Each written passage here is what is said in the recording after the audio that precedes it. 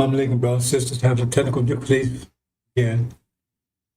So we have to disconnect. Give it a couple more seconds.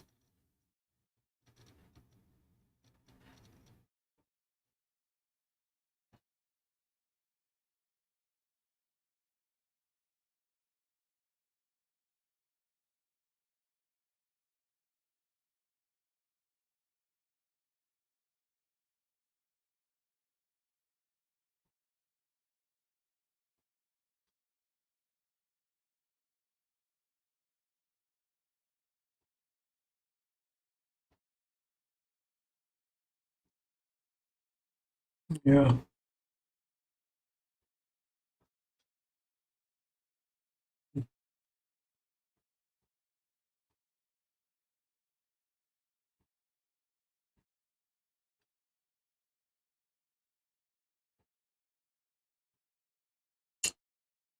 They're always doing things to block this message, but it's not working.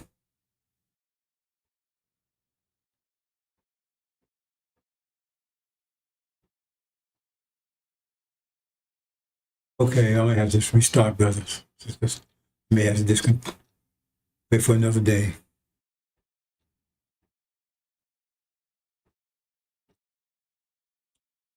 System is locking up.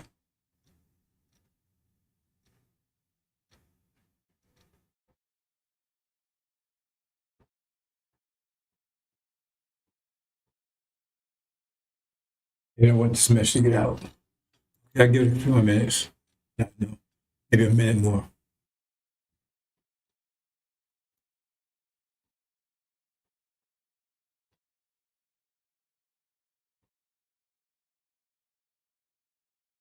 Yeah, see, it's just locked up. Okay. I'm going to just continue. Here we go.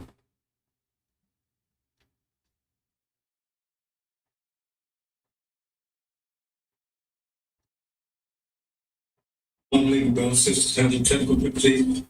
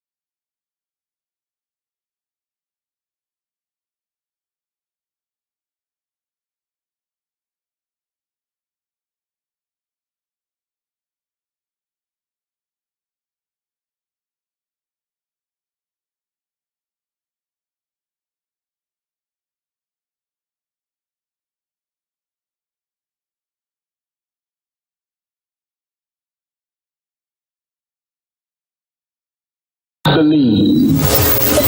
believe that America can be beautiful. How can America be made beautiful? Now, family, listen. My brother Imam Wadakuddin and I have had disagreement. But his followers and mine have never given each other as much as a bloody nose.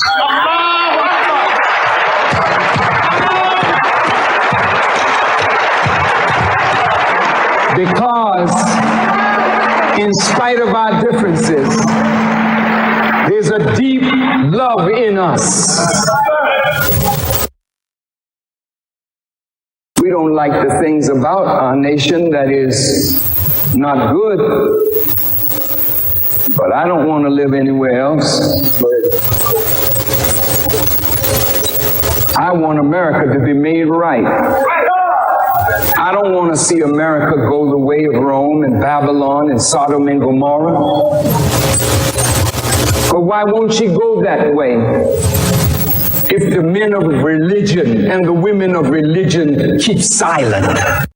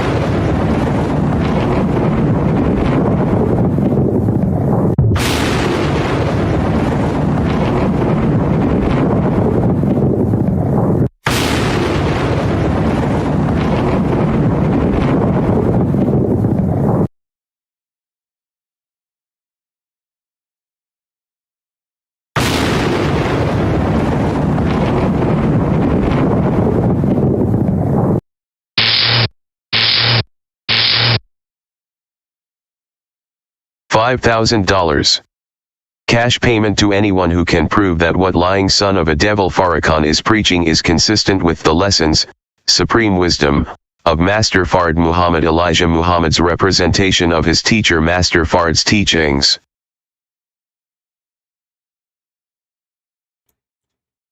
Assalamu alaikum, sisters and brothers. Sulman Rahim here, Messenger of the Covenant, break our 7 seals. Well, brothers and sisters, again, no one has stepped up to this. I had a special presentation prepared, so it's going to be given over a few days, I believe, because there are a lot of technical difficulties today. Plus, for those few who are paying attention, we're in it. Those war is going to resume, and it's resuming on time. Right? See that hiccup. You pay attention. Those so-called riots and stuff over there, that was their first shot. First sounds of the continuation.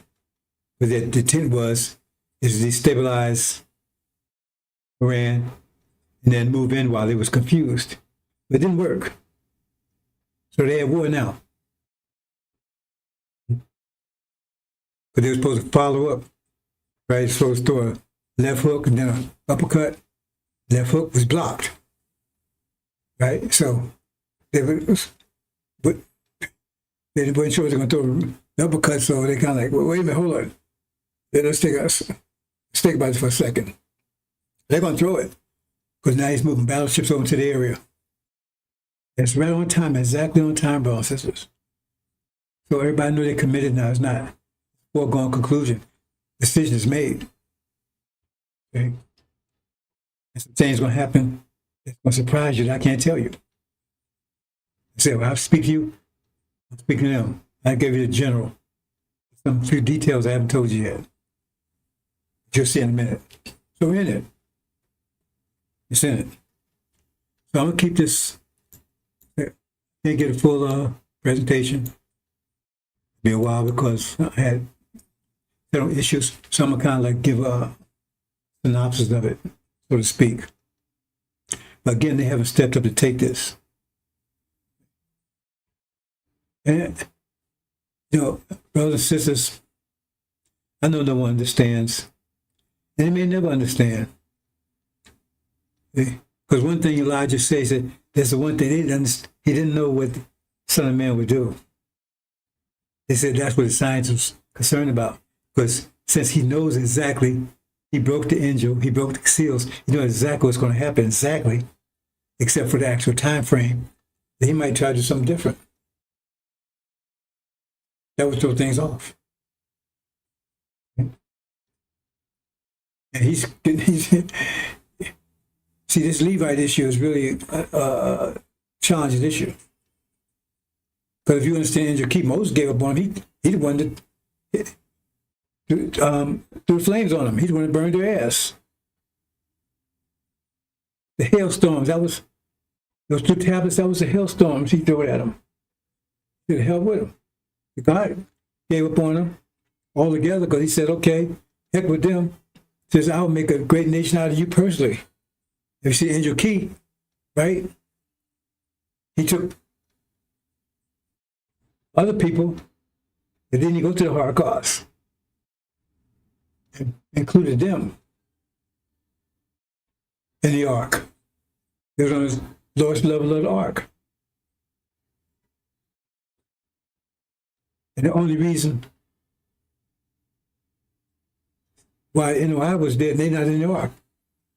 Remember, they're not in the ark. The only reason they was floating on top of the tribulation, they was in tribulation. They was floating on top of the waters. The only reason they got there because everybody else gave up on them.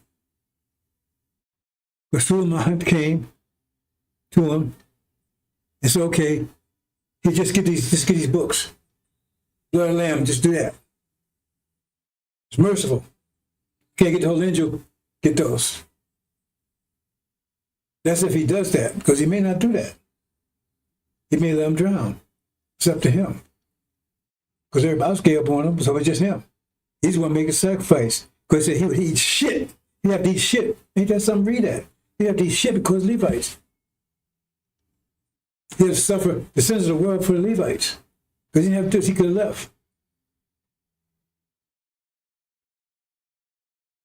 He did leave one time, gave up on him, and the God said, "Hey, well, hold it." He stepped in, but then he gave up on him. So he said that was into that.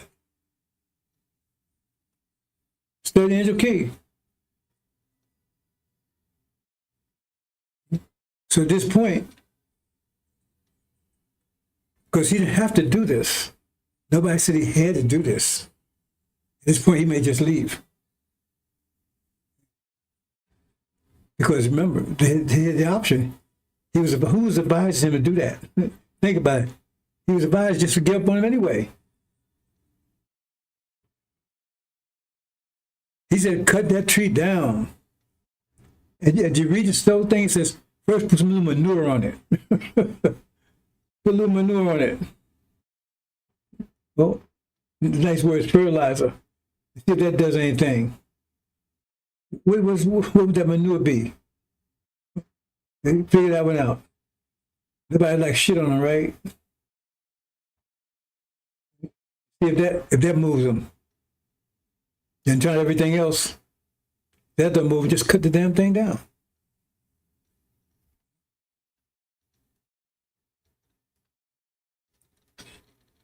They're in great. They're going to great tribulation only because tribulation is because of them.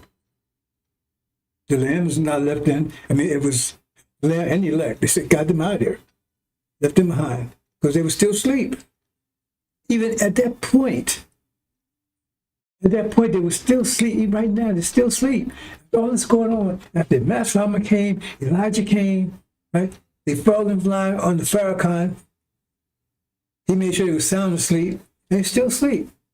And 35 years of bright light explain everything, and they're still asleep. Some of them snoring, some of them talking to sleep, trying to pretend they're awake. They're still asleep. So all of them are still asleep.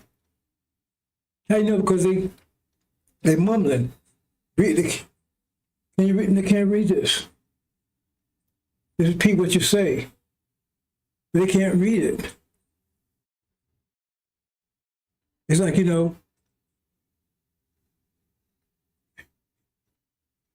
that's their natural language. The angels just baby language, but they can't understand it.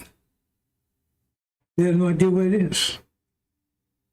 And that's just the beginning. I mean, we get home, the ones that get home and do greater than 5. That's baby stuff. Angel. But they can't touch it. They still sleep. So the question is, why anybody keep bothering with them? It's like Babylon. It says Babylon could have been healed, but it wasn't. Think about that one. Why wasn't it healed? It could have been healed, but when you hear healing, no one ever in the scriptures healed by themselves. There have to be a messenger, a healer. A messenger of prophet comes to provide the healing. So why said Babylon could have been healed, it wasn't? Because Son of Man said, I'm not going to heal them. I'm not going to teach them. That's why it could have been healed. But he said, no, I'm not going to heal them. Farrakhan wants to be healed. So no, I'm going to heal them. Why would I heal them after what they've done? I'm a judge, but I'm not going to heal them. So Babylon could have been healed, but it wasn't. And that same thing applies to the NOI. Who came with the full of soap and the purification? That's Messenger of the Covenant came. Will he use it? Because remember, they're not in the ark. That's not a threat. It's just like, not even a warning. It's just a state of fact. Yeah. Because if I had followed the advice, I'd have been out here already. They've just been lost. Because they cut them down, cut that tree down. There's a little manure on it, just cut it down. So they said, everybody gave up on it. Everybody gave up on it. And they don't even tell you, and then even in talking about the tribulation, it says, came out, no man could count Why? Because that's interesting right there. Because they could tell you. I mean, every place else they get exact numbers except there. So that could mean nobody reason no could count. It was nothing to count. No one showed up. Let's move on, brothers and sisters. Okay, I'm gonna go to a couple of things. I'm gonna get to the main. But I'm not sure I'm gonna get through it because there's quite a few things here, brothers and sisters. And I'm gonna take a different, like I said, because of events. I'm gonna take a side track here, right? Because so much happened right now, like I said, and we're in it now. They saying, well, it's going to be a week of delay or something because they moved battleships over to the area. But they got a surprise coming. It wouldn't be a surprise if I tell them, would it? Go on.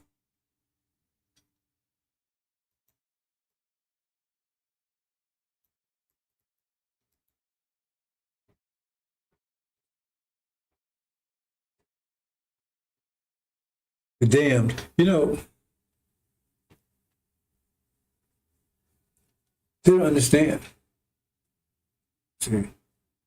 Because they still deal on an emotional level. You think it's friendship, buddies, nothing. You see, it's constantly in there. You see, in the case of Job, hell, that was his. He suffered intensely. Not only that, but he suffered loss of all his children, all of them. He said, just forgive. Same with Noah. Right?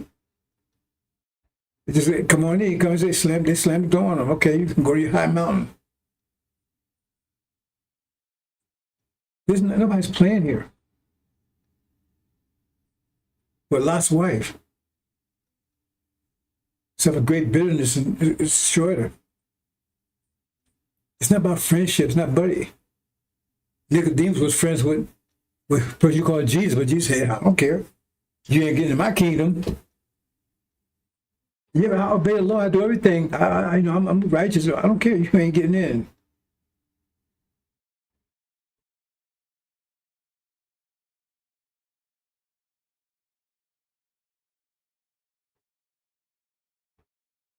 They say, kiss the Son, lest you be perished his displeasure. They had no idea what's about to happen, brothers and sisters. And nothing I can say at this point to change that. Because he says, they say his I forget the word they use. They got it's like a strainer. Because he's the one that determines who gets in the kingdom, who don't. You have to be in his book of life. It says, right? And the way it says, I forget the actual biblical words, but what they're saying is, he makes sure that they're pure. You come some bullshit, you won't make it. That's one of the reasons why it was put over here. Because you sit around and get the knowledge and say, oh man, I got the knowledge now, man. All I got to do is five pillars and all this. And yeah, but you still got to get out of here. How do you get out of here? Master from home has to get you out of here. The people that go to tribulation, you say, well, how do they get? What? Once they get to the West Coast, and you think they're going to swim? Swim to Arabia? Look, the doors open, they come out. And then Master Muhammad delivers them. Where are they going to swim? And it tells you clearly, he gets the kingdom from the ancient days, so he decides who comes in who comes in or don't. He said, what the scripture say? No one getting this heaven except by me. That's the Messiah talk. Hmm? So I'm the door.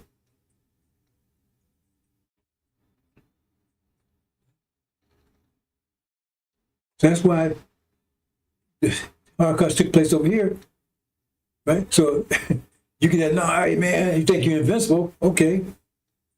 Now, how you gonna get home? How you gonna get out of here? We're stuck here. I'm gonna be bothered with your ass. It's gonna take fire to understand, brothers and sisters. So well, that sounds like a dictator. No, it don't sound like a dictator. It's like somebody trying to keep their body healthy. keeping the cancer and the tumors and all that stuff out. That would sound like to me. Let's move on.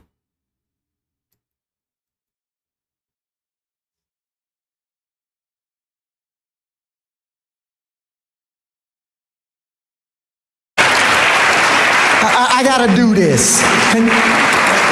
Do you mind? Yes, I'm gonna do something. I don't want to put my brother on the spot. See, this is this. This is something else. Love and faith transcends color. And the reason why we embrace Father Flager as a brother is because we find him on the battlefield of justice, being a true disciple of Jesus. And the last thing I'll say is you'll never call us racist. Yes, sir. Yes, sir. Because this day that we honor Yes, sir. Master Fard Muhammad, if you see an image of him, put his image up. Yes, sir. That's the man whose father was a black man and his mother a Caucasian. And how many of us have a parent that's a Caucasian or grandparent? It's not about color. It's about our submission to the will of God. And in that we find common ground and unity. So I'm only one shade lighter than you, so. And Mustafa maybe 4 more shades lighter. We a family. Yes, sir. Let's stay a family and be a family and love each other as God would have us to love each other. We love you, Father. Happy Savior's Day. Thank you. I had to do that. We love you. One more time, brother. That's total contrary to everything Elijah Muhammad taught. Total. There's no resemblance. But they claim, I explained about bait and that kind of stuff. So there's no one, that's why I said they love not the truth and son of perdition, because there's nothing, absolutely nothing in the lessons or what Elijah Muhammad taught that verifies or supports what he just did. Anyway, totally against it 100%. Yeah, they keep claiming they're teaching Elijah Muhammad's teachings because they want people to think that that's what Elijah Muhammad taught, not what he really taught. See what I'm saying? Because they say, because hey, I heard Elijah was this. Because most people wasn't with Elijah. See, so they say, "Oh man, Elijah was doing this. Elijah about unity, black. What words you want to use? The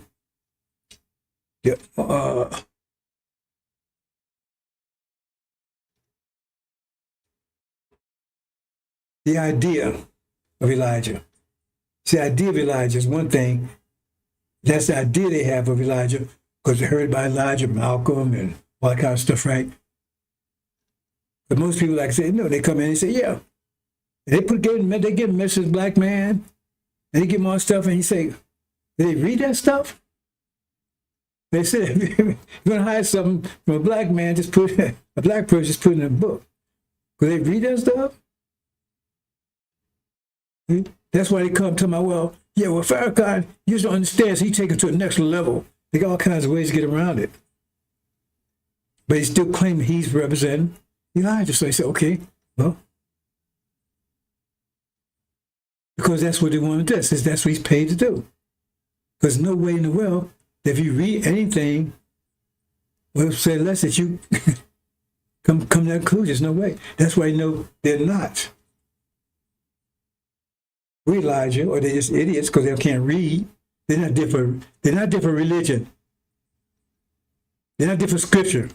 But if you go ask scripture, they can't find anything like that's a $5,000. They can't find anything that supports what they're saying. Oh, the judgment's going to be severe, brothers and sisters. But it's going to be short. See, we got a short period of time. So one of the reasons why we're doing things like we're doing, so it'll be easy. We're going to have 2 or 3 months of judgment. It's going to be quick judgment. It's going to be clear. That's why it was easy. It shows you how easy the judgment was. Because all Moses had to do was come and say, go with the Lord, come with me. It was just that quick. Go with the Lord, come with me. He had to sit around here and debate and have conferences and stuff. Right? It was just that simple. And then once it did, the judgment took place. You know it's a judgment, right? How you know it's a judgment? Because he separated the good from the bad, and then he went and destroyed the bad. That gives you a good idea what the judgment's going to be like. Those with Farrakhan are going to be wiped out. And those seeking the message of the covenant, right? They were separated immediately. It was no just come with me. Any separation, because it was clear. It was clear. See, no one understands the stuff. It was clear. See? Because it's clear those with Farrakhan, because anybody believe what he just said, they were Farrakhan. There's nowhere in the world here. See? If they buy into that. So the separations, that's why we allow it to happen, Farrakhan. So for it to be easy, it's so clear. That's clear. Obviously, if you study the lesson, right away, those people are not with Elijah. It's very clear.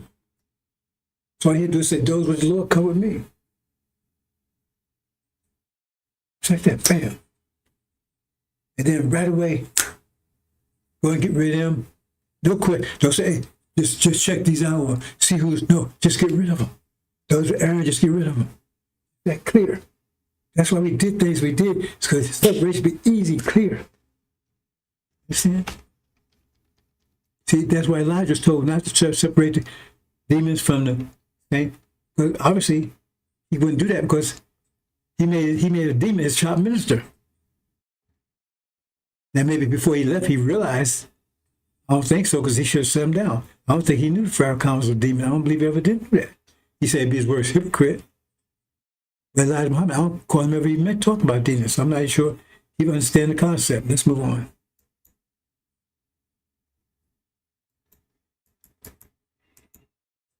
Do you then believe in a part of the book and disbelieve in the other?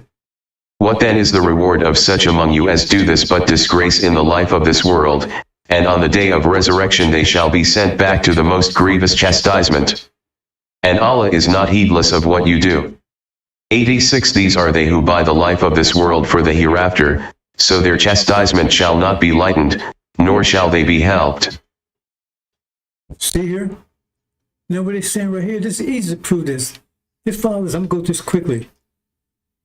So, I mean, anybody look at this thing, they know right away that these are liars, and Allah is going to punish them with the most grievous chastisement.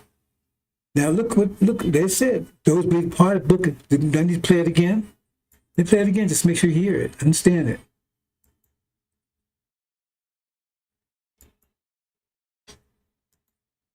Do you then believe in a part of the book and disbelieve in the other?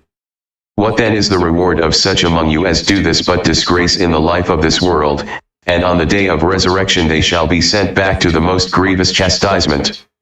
And Allah is not heedless of what you do. 86 These are they who buy the life of this world for the hereafter, so their chastisement shall not be lightened, nor shall they be helped. Disgrace on the day of resurrection.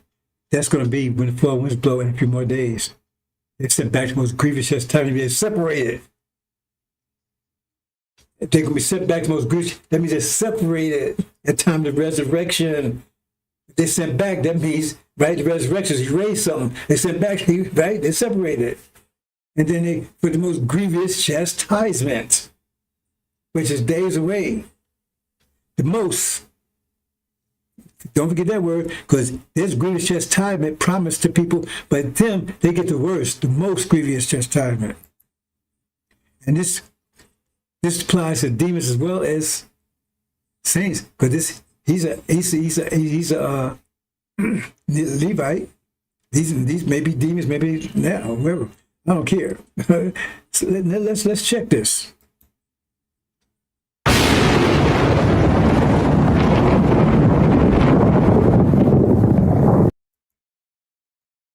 Here's a messenger covenant.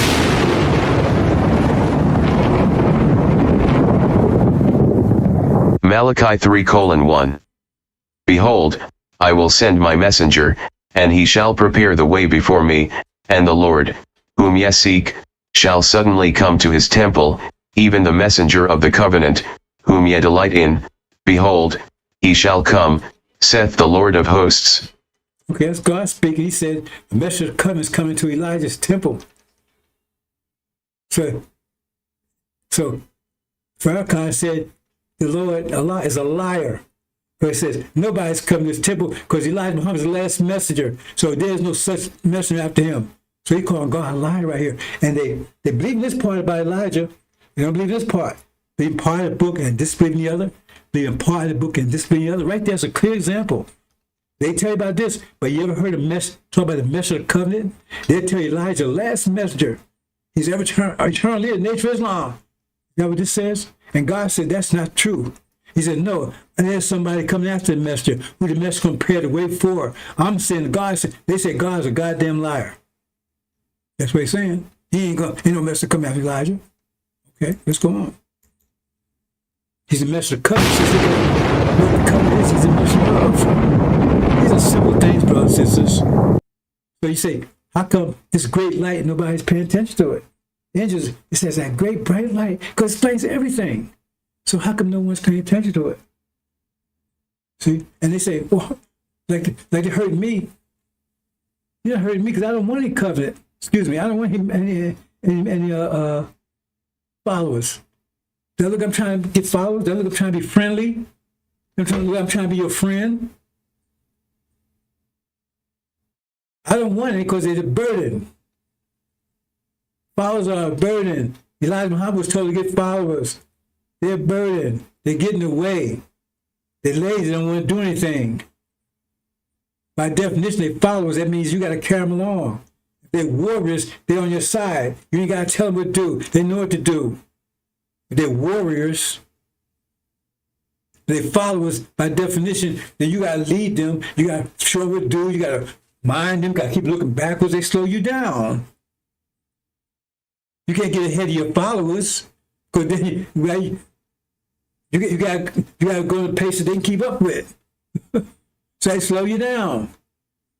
So look, I'm looking for followers. I've asked anybody to follow me, anybody for any money. They get all wrong. They're in the emotional level, which is sink or swim. Let's look at this covenant.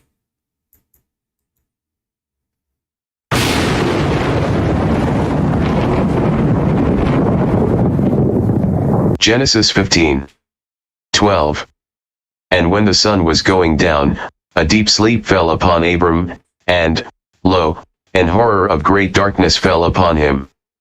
13. And he said unto Abram, Know of a surety that thy seed shall be a stranger in a land that is not theirs, and shall serve them, and they shall afflict them 400 years. 14. And also that nation, whom they shall serve, will I judge, and afterward shall they come out with great substance.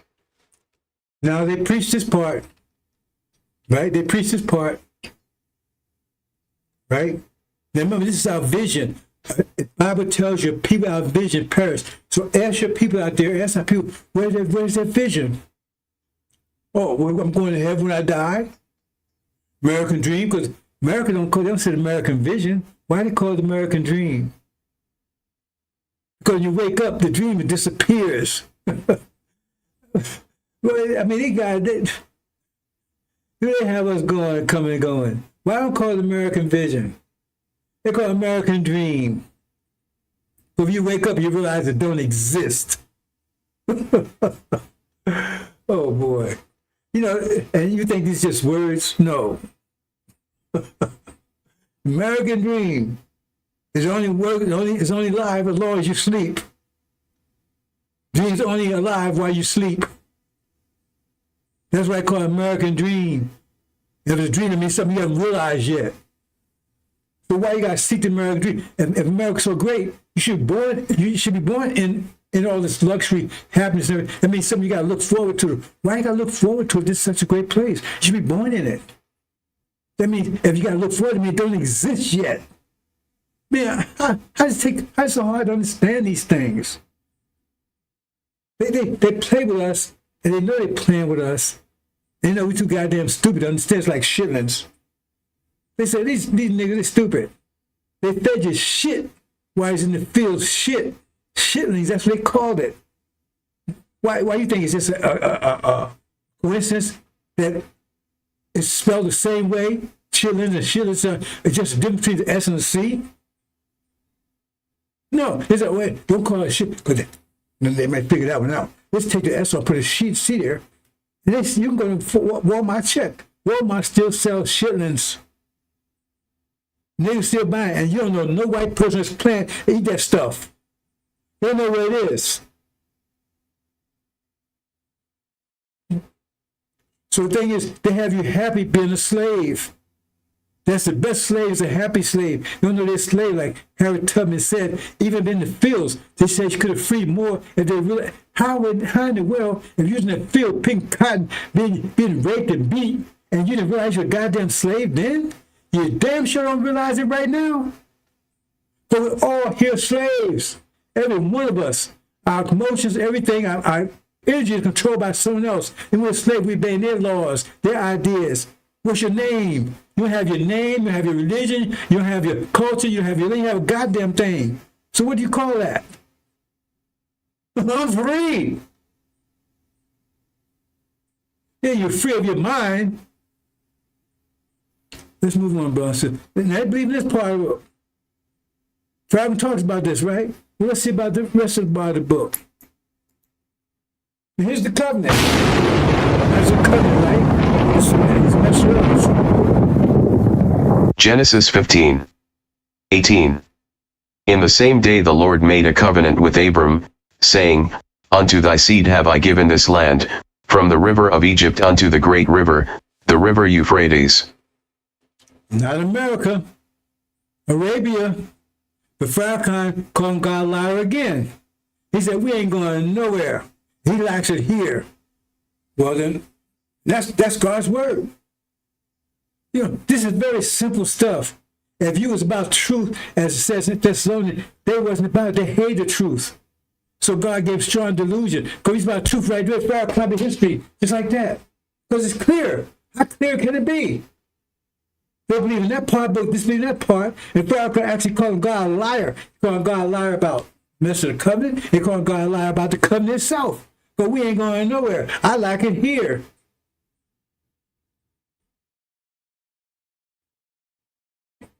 This is simple stuff, brothers and sisters. I have to make this up. No matter what translation you get.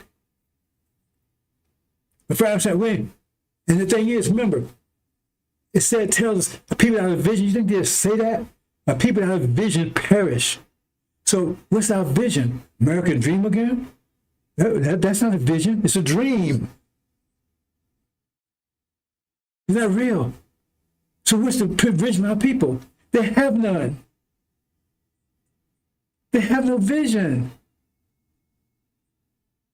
So therefore, that means we're perishing as a nation. And so the vision, right, as our suffering, there's reward for our suffering. And that's reward, the vision. But Farrakhan says, no, we ain't going nowhere. So that means we have no vision. God's a liar. And he's part of us, destroying us, because he says, hey, we should be locked into the American dream. We should go for a dream. So why is he saying those things? Because he's one of them. He's there to destroy this vision, because a vision, not only vision, well, like I say, people out of vision perish, but the vision unites people. Elijah Muhammad, his followers united under the vision of, that was the vision, the reward. We went to suffering, but now there's no reward. So God's a liar. We went through all that suffering. He says, there's no reward, there's no vision. So we have nothing. We went through all that for nothing. That's what Farrakhan said. He says God's alive. But tell me I'm wrong here. Hey, $5,000, you come up with some other interpretation. Let's move on. Now we got the, now they believe in that power book, this be other. Let's go on. Now we got the messenger of the covenant. We got the covenant. And let's find what's the identity of the messenger of the covenant. Let's see if we can figure that one out. Now, there's two things that are connected. They never speak to either one of them. So that means the whole point, they don't want, it's something they're trying to hide from you. Let's look at this messenger of the covenant.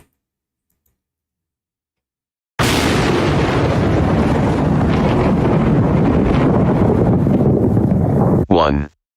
Now after the death of Moses the servant of the Lord it came to pass, that the Lord spake unto Joshua the son of Nun, Moses' minister, saying, To Moses my servant is dead, now therefore arise, go over this Jordan, thou, and all this people, unto the land which I do give to them, even to the children of Israel. 3. Every place that the sole of your foot shall tread upon, that have I given unto you, as I said unto Moses. 4. From the wilderness and this Lebanon even unto the great river, the river Euphrates, all the land of the Hittites, and unto the great sea toward the going down of the sun, shall be your coast. There it is, brothers and sisters, Joshua. They never mention Joshua either. They don't mention the messenger of the covenant. They don't mention the covenant. They don't mention the identity of the messenger of the covenant because he's the one to take you to the great river Euphrates, back to our land. He's the Messiah, the real Messiah. Joshua, who was with Elijah, but Aaron ran it for 40 years after Elijah, and then he took it from Aaron. Aaron didn't make it out the wilderness. Joshua did. He took the people out of the wilderness. Well, Aaron had him walk around in circles in the wilderness 40 years.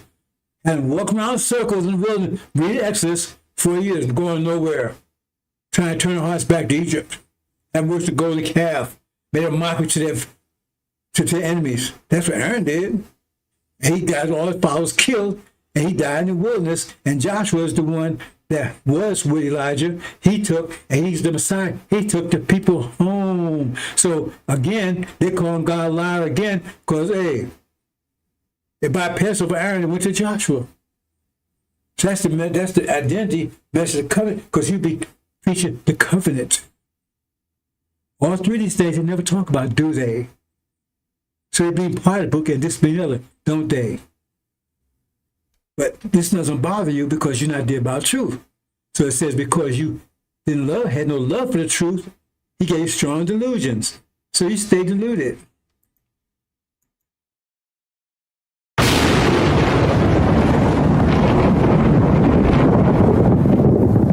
Five. There shall not any man be able to stand before thee all the days of thy life, as I was with Moses, so I will be with thee, I will not fail thee, nor forsake thee. Well, Farrakhan said, Kenny, because you go up, getting your ass blown up with radiation pellets, and they say, oh, wait, man, who's dead? Was God protecting you? They come and tell my Aaron, Farrakhan, could they? Brown said I'll be 77 in a couple more days. I had to go over 35 years to try and get this message to the Levites. Not the Shabbat. Shabbat's out of here. They're going to be out of here. And the question is right now is, will I even bother?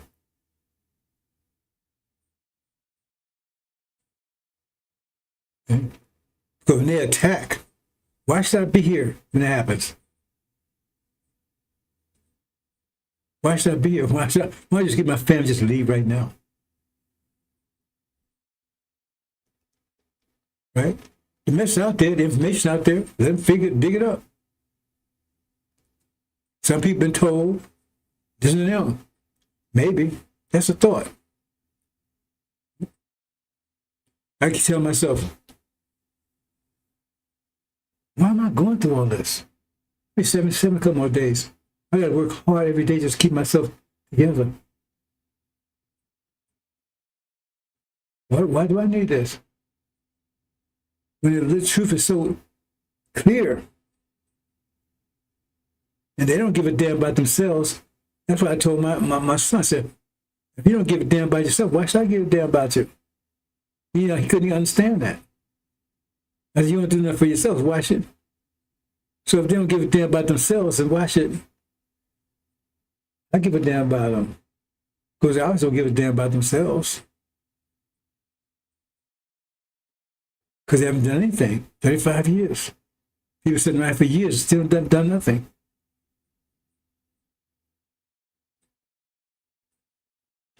That's the question, brothers and sisters. But the decision already was made. Won't go through tribulation with them. So whether I stay here to that point or not, they never go through tribulation by themselves. That's sink or swim. Let's move on, brothers and sisters.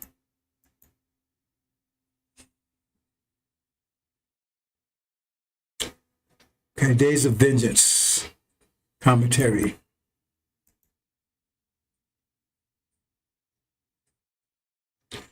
Okay. Now, a few days ago, like I said, it tells you. And I said, been talking about this for years. Presentation I did, I talked about the pause and all that. Anybody who's been around knows I did talk about this years ago.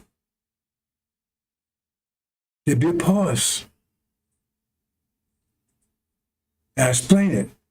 The fifth seal. Just before the sixth seal. And during that time, Syria would go down. And then there'd be a pause. Then it will continue. That'd be the sixth seal. The war. The attack. You see, I explain in detail, not watch the weather stuff. So you go research this out there. Okay. So the war started in June. Farrakhan was telling me, 3 years ago, oh my God, I said, no, you're wrong. It's going to start in the Middle East. So it did. It tells you once it starts, there'll be a pause, a period of silence, about half an hour. The war in heaven, there'll be sound. It says there'll be sounds in heaven. So now you know about it. Right? Let me make sure that's right now. Hold on. No, that's I know it's right. It says the sounds in heaven for so, and that's where the war in heaven takes place for half an hour. So it means to be quiet. Right? And so that's what you see in the fifth seal. It's quiet. They don't hear anything there. And that lasts for about a month. An hour is a year, so that's about 6 months. It says about, so it's approximation.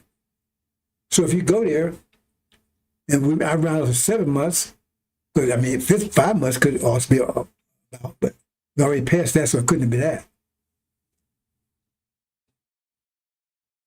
So if it's June, then you got July, August, September, October, November, December.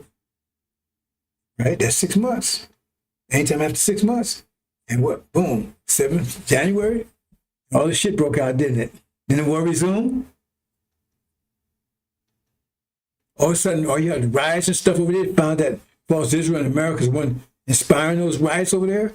And then that was to destabilize the country, then to attack it. Exactly on time. It's like COVID was exactly on time.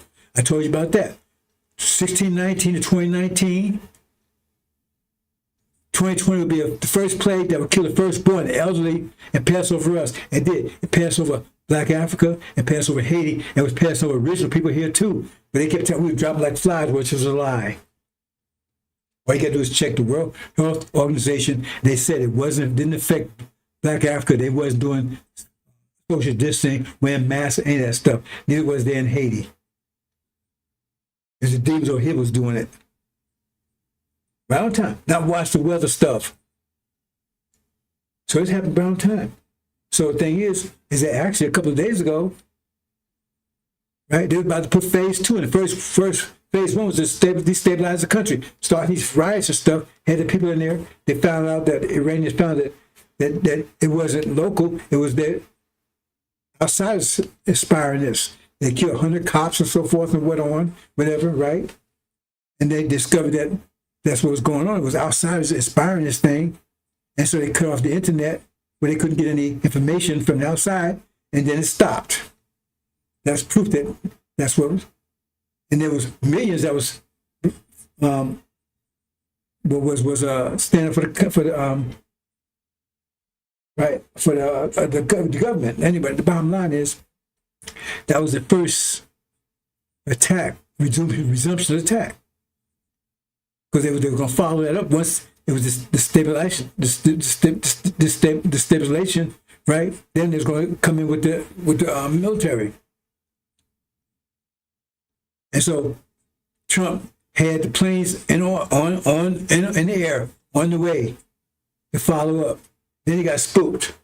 Something spooked him. He turned the mic around. Now, they don't know exactly what could hit it. I know. The point is that, so now they say, so they moved battle groups into the region.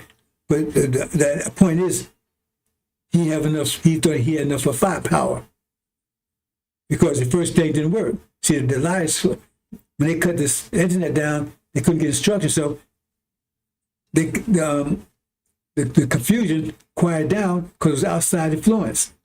And that was supposed to destabilize the government. And then in the confusion, they was going to hit them. But Iranians shut that down. So he said, hey, well, that didn't work. So he got cold feet and said, oh, well, maybe. So now they're trying to up the ante. They're going to bring a couple of battle groups into the region. They got other plans, but they plan on doing it within a couple of days. But our time is like I told you, brothers and sisters. See, now if Range had to figure out, you'd be right now, you'd be wondering where your next meals come from. You'd be fighting trying to get food out of Walmart. But that's what's going to happen once this war resumes. See, and it was any day now. And so there you go. And I put this out there. Right? This information's been out there for quite some time. Okay, let's move on, brothers and sisters. Any day now. See, before I get into it, look at this. This is happening, brothers and sisters. It's all about you. They have everything. Make a owner, if you believe that, make a owner, cream of the planet Earth, God of the universe, which means we own it all. Everything above the earth, beneath the earth belongs to us. Make a owner, cream of the planet Earth, God of the universe. Make a owner of the earth. Owner. Everything comes out of the earth, including us. So why we have nothing then? That's true, why we have nothing. And who does have it? There's your cast of characters. So, Farrakhan, well, he's got our vision. Remember, he told you, people that have vision perish. So what vision is Farrakhan giving you? Scientology? Stand here? Love the master? He haven't produced a goddamn thing. So what's your vision with Farrakhan? Tell me what your vision with Farrakhan is. American dream? What's your vision? Are you going to take America over? What's your vision? People that have vision perish. That means he have you perishing because you have no vision with Farrakhan. There's no vision there. That was no point. Destroy your vision. If you destroy your vision, he perish you. He destroys you if he destroys your vision. Like Muhammad gave you a vision, it brought you life, but you ain't do anything with you, had no spirit. That situation. So that means to return to our original stage, we have to take all that back, and they're going to resist it with everything they have. That's why it's tribulation, global. But we got to go to war. That's the war. That's the apocalypse. We have to fight all of them to take everything back, take our energy back, our identity back, our vision back, our land back, our economy back. That's war. But they're not going to just say, here it is. Come on, brothers and sisters.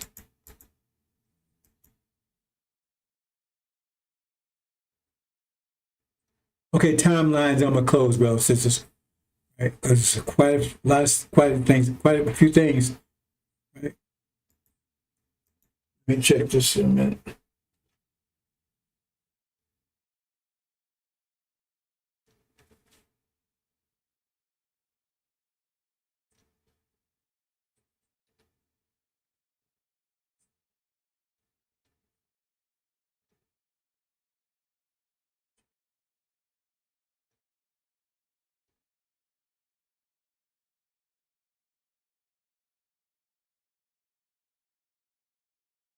Mm. Yeah, but no, dear brothers, let me just verify that. I don't miss anything. So you gotta make notes, brothers and sisters. When you get there, you find out. You gotta make notes. Can't remember everything anymore.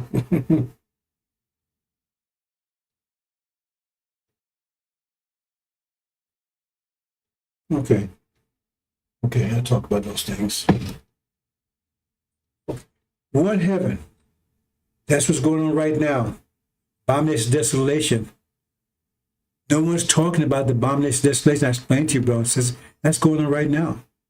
All you gotta do is take a look at it. Look at the definition of abomination. The uprising put down with great cruelty. It's going on right now, but no one's talking about it. Why? Why is no one talking about it? But that's a flashing yellow light tell you, watch out. About to turn red. It says when you see it, the instruction is not. It means not as immediately right now. It's clear. That means it's about to happen. It says when you see it, it's about to happen. It says the instruction is near. But the point is that for years they would tell you abomination, desolation was the Jews were going to be attacked by the Arabs in the Middle East. That's what they was telling you. That's why they're not talking about it, because it's the other way around. That means false Israel is the Antichrist. Because it's the other way around the way they said it. Oh, well, that means they're the ones that's doing the cruelty. They're the ones committing the cruelty against the uprising. It was uprising, right? Exactly like it says. It was uprising. And it says they're the ones that's doing the cruelty. Their destruction is in there. That means that's destruction of the vision, because they represent they was put in 1948 to destroy Elijah's division that were true to Abraham. They said, no, they got to be them, because remember they was killing each other. For 2,000 years they hate each other, Christians and the Jews. And third, they was about to eliminate them. Final solution. You know, all of a sudden they start loving them, because they said, hey, Elijah giving these niggas a vision. They ain't nothing but slaves. They ain't have no vision. And he started uniting them. They said, we got to stop that. So they started loving fathers and said, no, they're the true seed of Abraham. That's the whole point of it.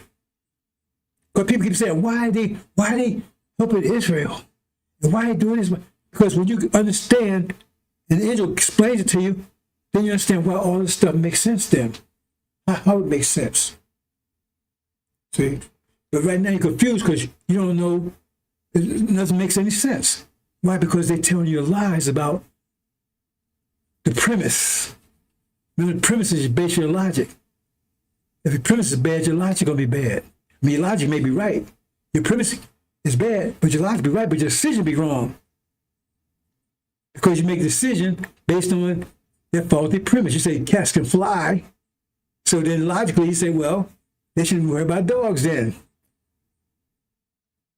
Because dogs can't fly, so if they see a dog and they start flying, birds don't have to worry about dogs. But that would be the wrong conclusion, wouldn't it? I'm okay, I'm putting my cat go outdoors, let him hang around those dogs because he ain't got nothing to worry about because he can fly, even though you don't see any wings. Let me move on, brothers and sisters.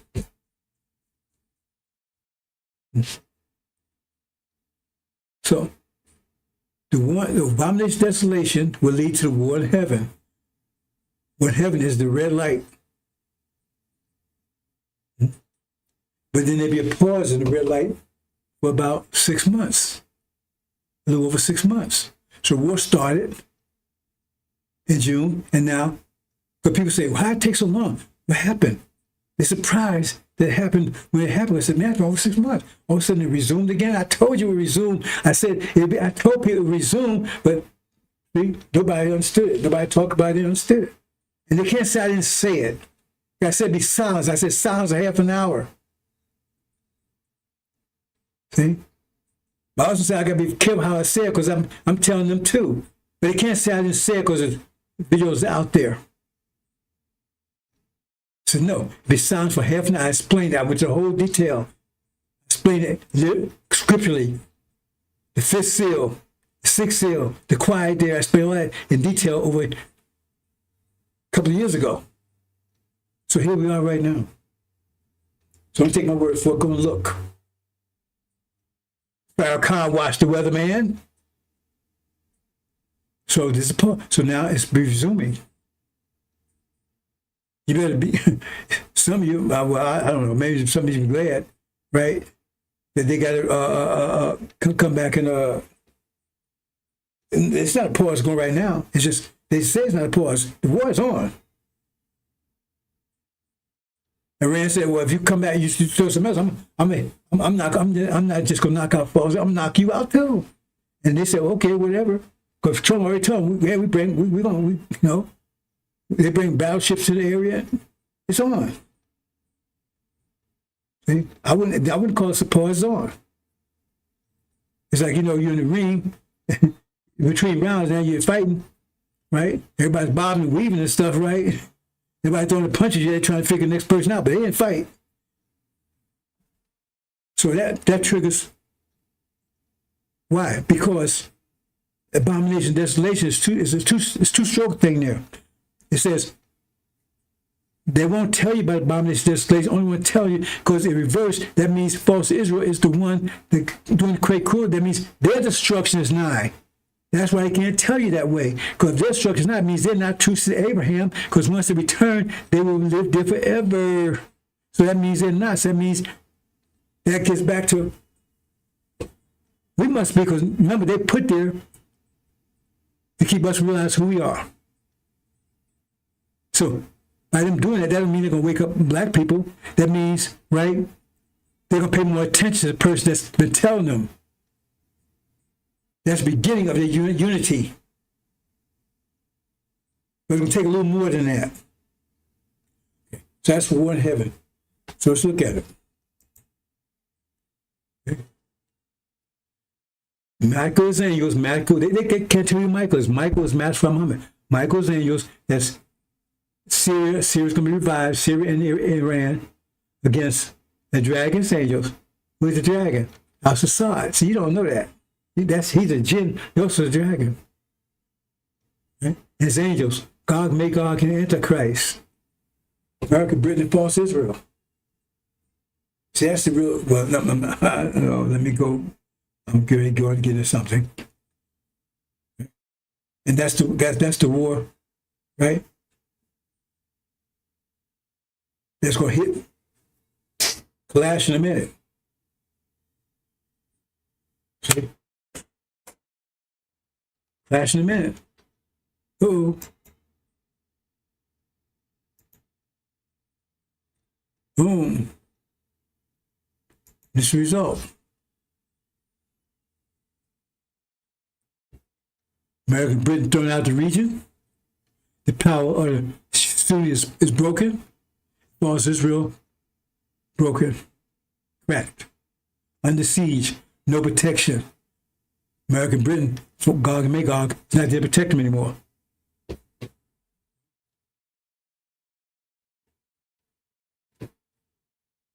Yes, that's about to happen. And it starts outside, no more power in the region, and no more control. Now, Iran has total control of the Middle East. And false Israel is surrounded, has no protection. They're under siege.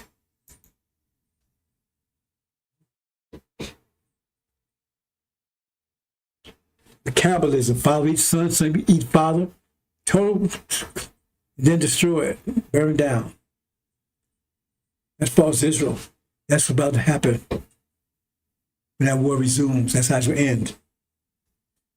Remember, American Britain is they're out of there, right? Now where they go? And during that time, you have Sunni versus. Hold on, bro. Let me check something here real quick.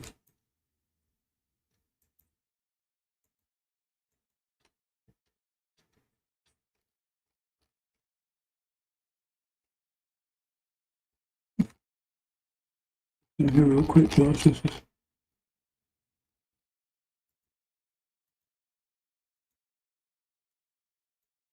Okay. There you go.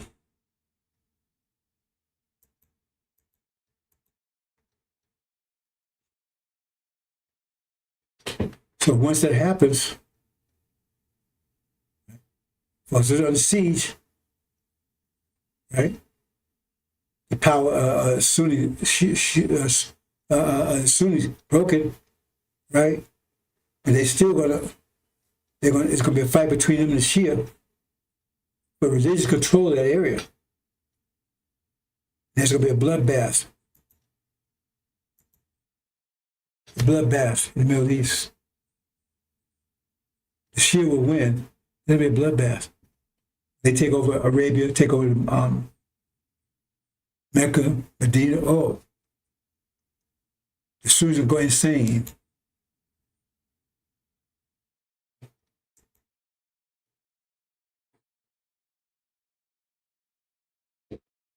One more thing, bro. So let me check this. Check the oops. One more thing here.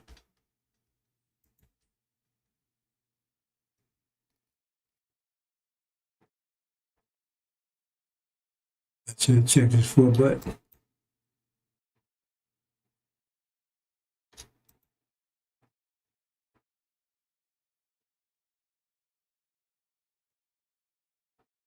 wow. Okay. Make sure it's wow. How did that happen? Okay, well, says always a problem.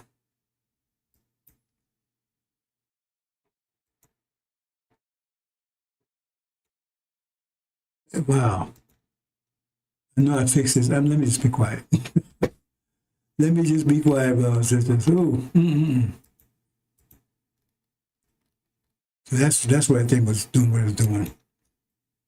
Yeah, okay, that one's okay.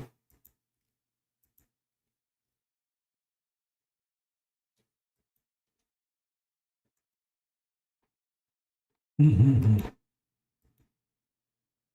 Okay.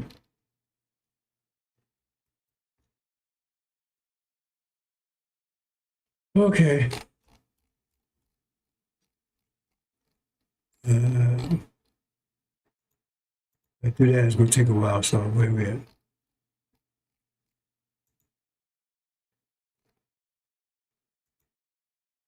What happened? It's not back here again.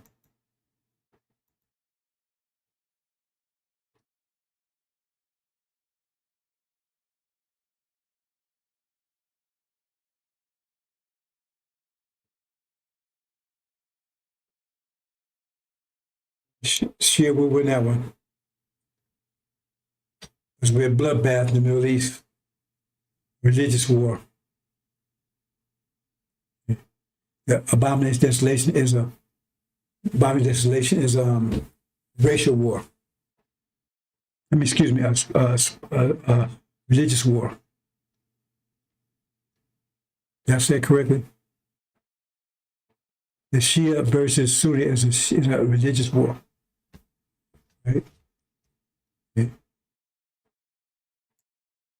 For that,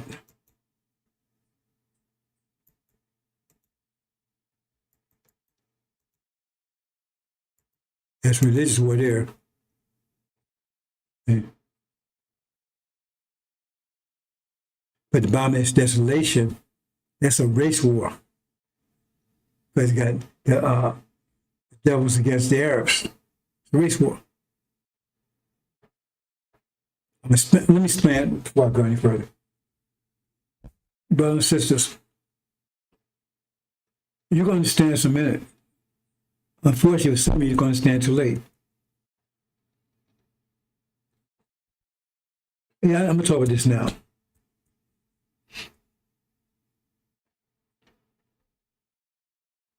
What's driving this thing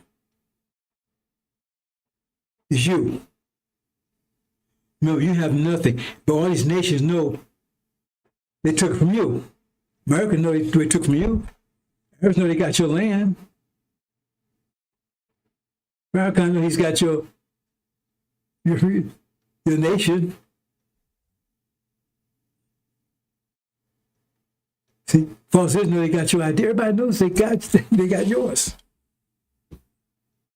And if they'll lose everything if you rise. How is that to understand? So therefore, the whole objective is a world thing to stop. That's why the tribulation is a worldwide thing. Your rise will affect the world because your rise means taking everything back because everything's been taken from you. Just look at this a little carefully.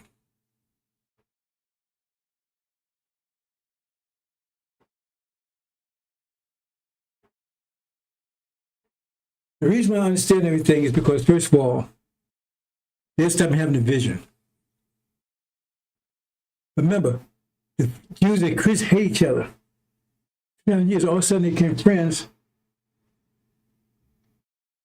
because the whole idea was they need the Jews to stop you from listening to Elijah. Remember that. The Jews know that. They're not stupid. They know the only reason why they're helping them because they need them to keep you down, but they still want to get rid of them. See? So if you understand that, then you understand a lot of things because, well, it's Israel. Remember Kennedy, they say Kennedy was killed because he's trying to stop them from getting nuclear weapons. Why do they need nuclear weapons? Because they know they got a short time frame left because they know that the only reason they're there is to keep us from figuring out who we were until the devils can figure out what to do with us. Once the devils got rid of us, they will come back to them again. So they're preparing themselves for that. So they got nuclear weapons, and they want to take over the whole Middle East. Then they have control of nuclear weapons, right? Nuclear power, and plus they have control of the resources of Europe and America, right? The main source. They have control of the Middle East oil. That's what they need to protect themselves once they got rid of us. Now, the thing is, remember, they're white folks like the other ones. So, a lot of them incognito, they don't tell you they're Jewish. So they deal with these white folks. These white folks, it says, the scriptures tell you, you got to pay attention to scripture. Scripture says, let's deal shrewdly with them. Another way, they won't see it coming. That means they're going to be in behind the scenes planning to destroy you.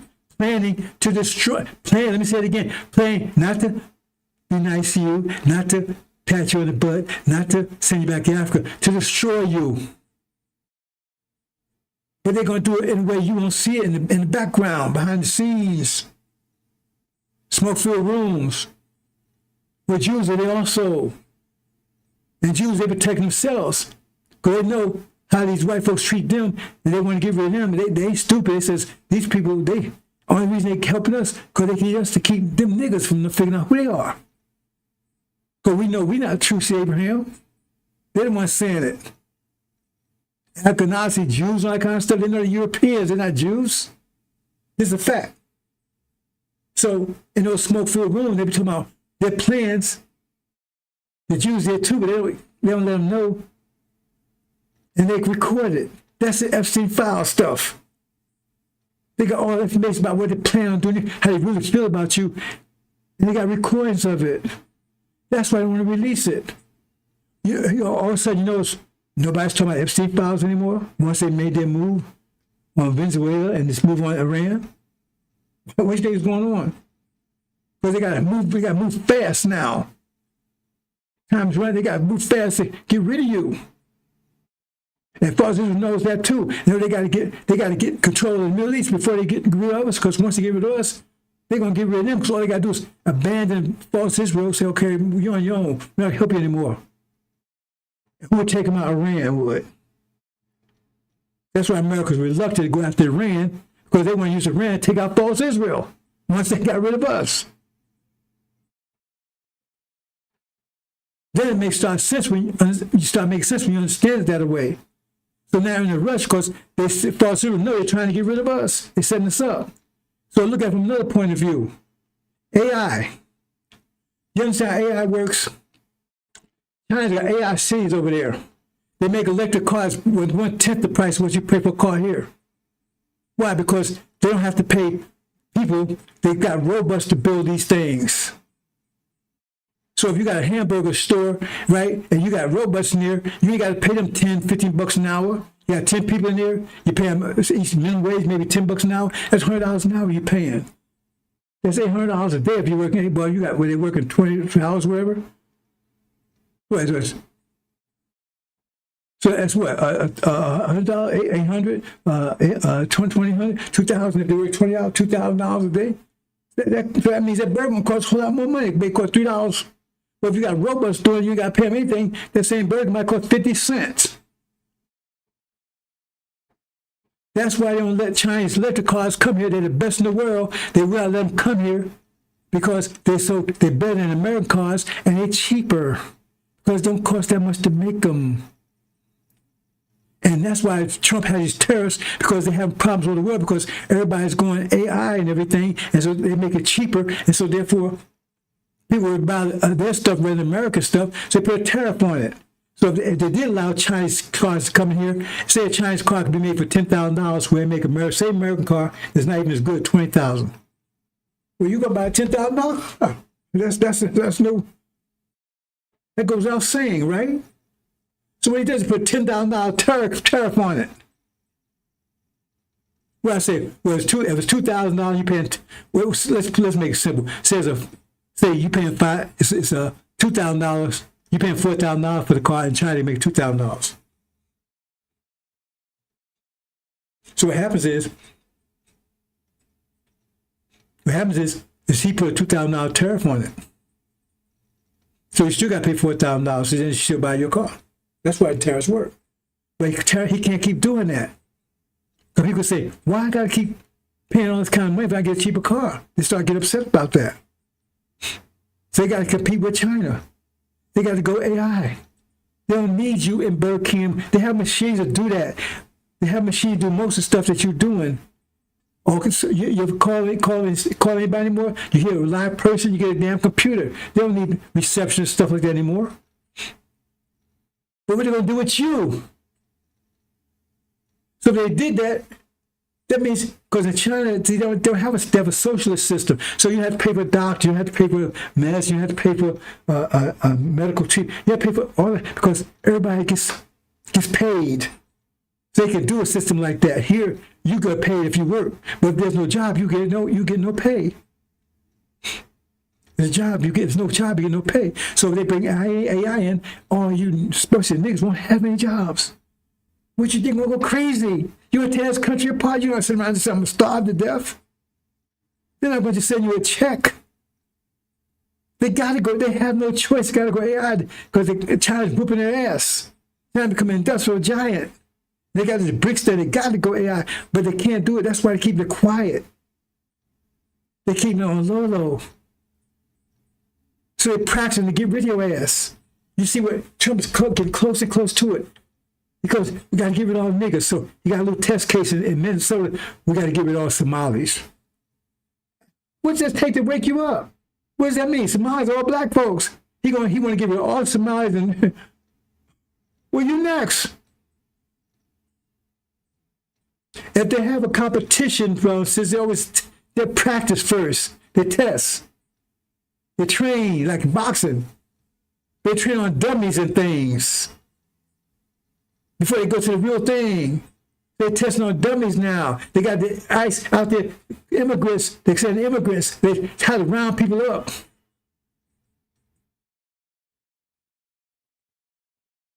They got a genocide going over. America's guilty of that genocide over there because they're giving ammunition. Oh, no, false, no. They wouldn't be able to do it. A person shooting somebody and you give them the bullets and you know they're going to use it to pull the trigger. Ain't you just as guilty as they are? You don't want, in fact, if you stop giving the bullets, they could stop killing, wouldn't they? So America's more guilty than false Israel is. They got the genocide, so they're practicing genocide, round you up, etc., etc., etc. They're dealing truly with you. All this plan, they got to get rid of it, have no choice. He says, let's cut Israel off from being a nation. The name of Israel, remember no more. The guy's thing that's talking about false Israel over there, talking about you. And Farrakhan did, oh, God told me to shut up. No, they told me to shut up. Don't speak on it. AI is a threat. It's not a threat. They have to do it. They have no choice. They do it. There will be no jobs for you. What you going to do then? No jobs for you. They already have it. They have it implemented because they got to get rid of you before you figure out what happened. They can't just start doing it. Oh, they wake up. You got to wake up one morning and all of a sudden, because what's the ICE people doing? They're going around, if anybody's not white, they ask them what their ID is. Don't take my word for it. Check it out. They had a case where black people's a white person. They asked all the black people, let me see your ID. What time they ask a white person? Wait to come to a city near you. That's the plan. If you understand that, you understand why everything is going on. So false Israel in a rush to hurry up and get control of the Middle East before they get rid of us, because if they don't, because once they have that, then America can't do anything to them. Plus they got America and Europe on their knees because they need that oil. And they got control of it, and they can't mess with them because they got nuclear weapons. That's why in a rush to have, and the only thing stopping them is Iran, because Iran is the only reason why they can't take over. Saudi Arabia doesn't have the power to stop false Israel. Jordan don't have the power to stop them. The UAE doesn't have the power to stop them. Iraq doesn't have the power to stop them. Only one is Iran. Iran goes, they can take over the Middle East, just swoop it up. And they know once they get rid of us, the devil's planning on letting Iran.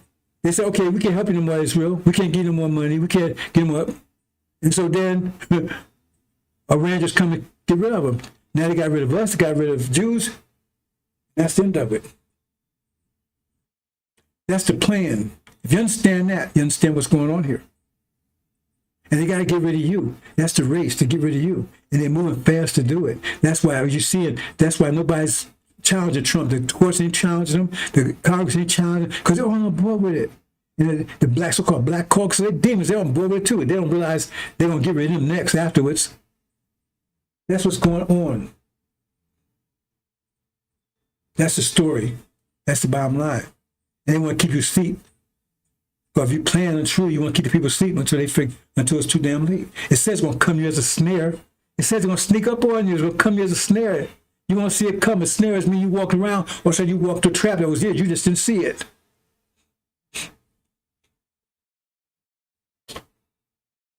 One dog says, I'm going to close in a minute, but hold on here.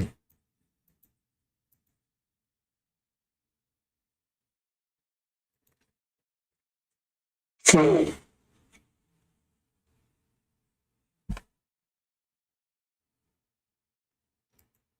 your leaders, you see, the Sunni over there, your leader, not Sunni, Levites over there, your leaders, they say you have 3 leaders and they supposed to be on top of this. They're supposed to have mastered this injury by now. And they're your leaders. And they ain't doing anything. You got problems. I will not be here with tribulation with you. See? And I'm not going to volunteer to do it either. Move on.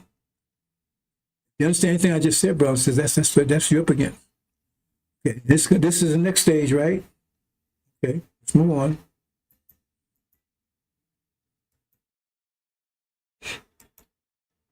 Your bloodbath.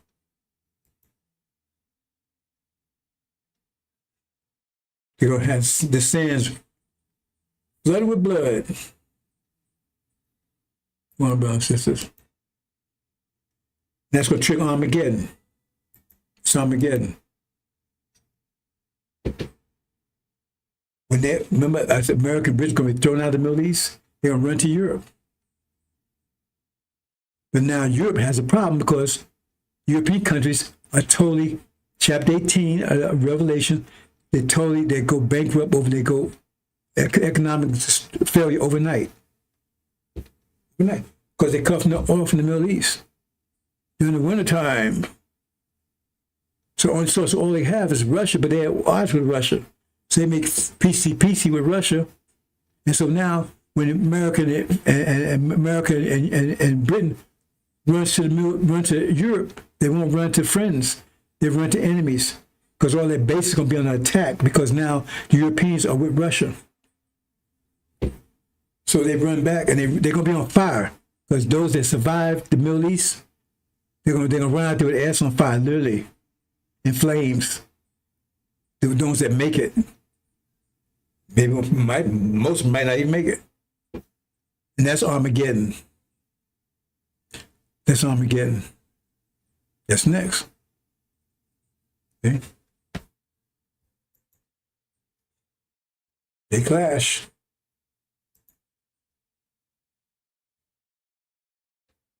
You know, all their bases and everything is destroyed in the Middle East. America's broken. Beginning of it. That's Armageddon. European war. Armageddon East. Armageddon West occurred right here. Anyway, that's what happened as a result of what happened in the Middle East. They kicked out, run Europe, but two things happened because Michael's angels have control of the Middle East. The oil's cut off, the economies collapse. So now they have to reorganize their politics. And now America's, all their base in Europe is under attack because now the Europeans are allied with Russia in order to save their economies because Russia has plenty of oil. That's what Armageddon is. And then doing that, now you got, that's Armageddon East. Armageddon West is doing the same time, right? False Israel went down, Mass Muhammad took down false Israel. So that started affecting black folks because now you got Son of Man says this gospel, the angel will be preached in all the world, then it will come. So at that point in time, right, that's when if Suleiman makes that move, he takes over this NOI, but he don't take it over in per se, because what happens is the people inside that were seeking, they recognize now that he was the one, and they cast down Farrakhan. The thrones are cast down. In ancient days, who was the Suleiman sets. So they're gonna cast them, they're gonna cast them down. And Mark said, and then they come running to Suleiman and say, come on, lead us, give us our mind back. That's this. Ooh. Okay. So we all mixed together. See, it's the demons. It's the crying church. They really believe in Jesus. It's the demons, right? But we're all mixed together. What happened there? Okay. Then we separated. See, Farrakhan had control of us. Demons had control. It says Legion, they had control, right? But not control, but they was mixed in with us. They didn't have control. They was mixed in with us. Demons and saints were mixed together. Chaff and wheat was mixed together. They separated during this time. Armageddon is going on. Okay. The rise of the leopard, which is India and China and Daniel. Because now America, all the Europeans are fighting with each other. Right? They're weak. They're weakened, their power is weakened, the military is focused on fighting each other. So now China and India rise. They become the two new world powers. While Europeans are fighting amongst themselves, destroying each other. So now China and India emerge as, with leopard and Daniel, yellow and brown spots, emerge as two new superpowers, and Africa's going to join them. Africa's going to be divided into two parts, Islamic Africa and non-Islamic Africa. Non-Islamic Africa is going to join on with them. So that's a new, that's what, BRICS, whatever you want to call it, right? That's going to be the new world power, right? While Europeans are still kill themselves in Armageddon. So here it is. China, India, Africa, right? And the first thing they're going to do is now the world powers, while Europeans are attacking each other, they're going to say, let's take them out. Don't give them a chance to rise again. Let's take them out while they fight amongst each other. That's what happens. On the way to attack America, they take out Britain first. They take out Britain. They destroy Britain on the way here. They just blow it out. Britain's an island country. They just burn it down, destroy it. On the way to America. But during this same time, right, you have a war going on. America is attacking. Let's go back and look at that. It's attacking all blacks. Oh, previous. Yeah. See, when they on the way here, America will be attacking all blacks, the demons as well as the saints. But it's going to cause America to be fractured. America's coming apart. It's coming apart. See? But the demons going to attack America. America's attacking all. See? They're going to attack all. But it's going to cause, they're going to attack, but it's going to backfire on them. False. UK is destroyed, right? And then, remember, they was on the way to America, right? At this time, America is under attack by the demons, and also doing them the double is done to you. That's NOI, the saints. They're united. They're fighting their way out of here. But it says, do unto them as double is done to you. So they're going to cause havoc. Right? But it's mostly self-defense mode because they're trying to get out of here. They're going to create havoc, but demons are actually going to be on the offensive. Okay? You understand that? And then what happens, NOI leaves. And the war is on here. China, India, Africa's with them. That's the ram. But that time, at the time that NOI leaves, the demons have taken control of America. That's the locust war. 5 months. They have taken control of America. They have control of America at that time. That's when China, India arise on the West Coast. They allow the new NOI through. Red Sea opens up, let them through. They close on Pharaoh's armies. The Pharaoh's armies, primarily at that time, is the demons because they have control of America.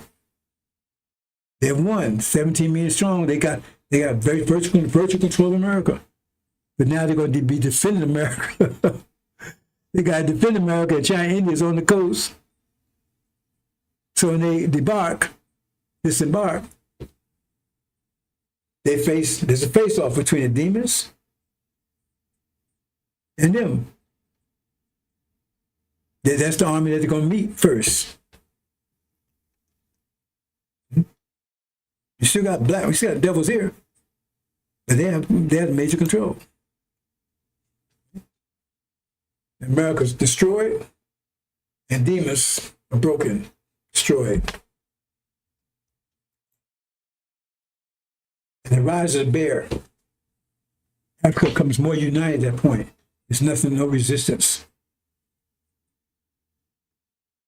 But Africa will be led under, it'd be non-Islamic Africa and Islamic Africa.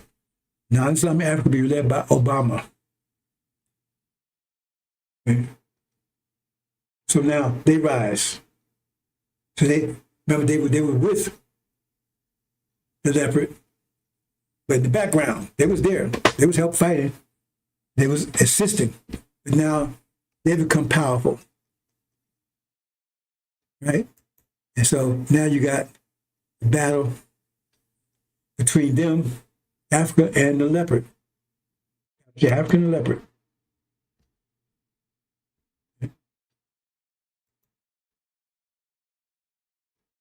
He takes out the leopard. That's it. That one horn, pluck up 3 horns by the root, he destroys them. And then what? And then you got Jacob versus Esau. Obama he's not one of us. If I was African, he would marry the devil. Whatever. He's at Esau. Esau said, oldest brother. He said, the kingdom belongs to me. The Bible calls him Lucifer. Lucifer and the devil not the same. Satan and the devil is not the same. That's his stupidity. Oh no. So he says, I got control. Now we have control of the Middle East. We have control of the Middle East at that time. We're home safe. Home safe in the Middle East. Matter Muhammad has our back. He's got like the Air Force. We're home doing the safety, like it says, no walls. Then this one says, hey, Mo, I'm the oldest brother. The king belongs to me. It's a battle for the planet Earth. And they attack us. They attack us. Africa attacks. And defeated.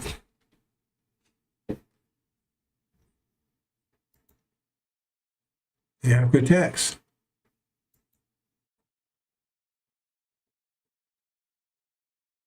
And then defeated.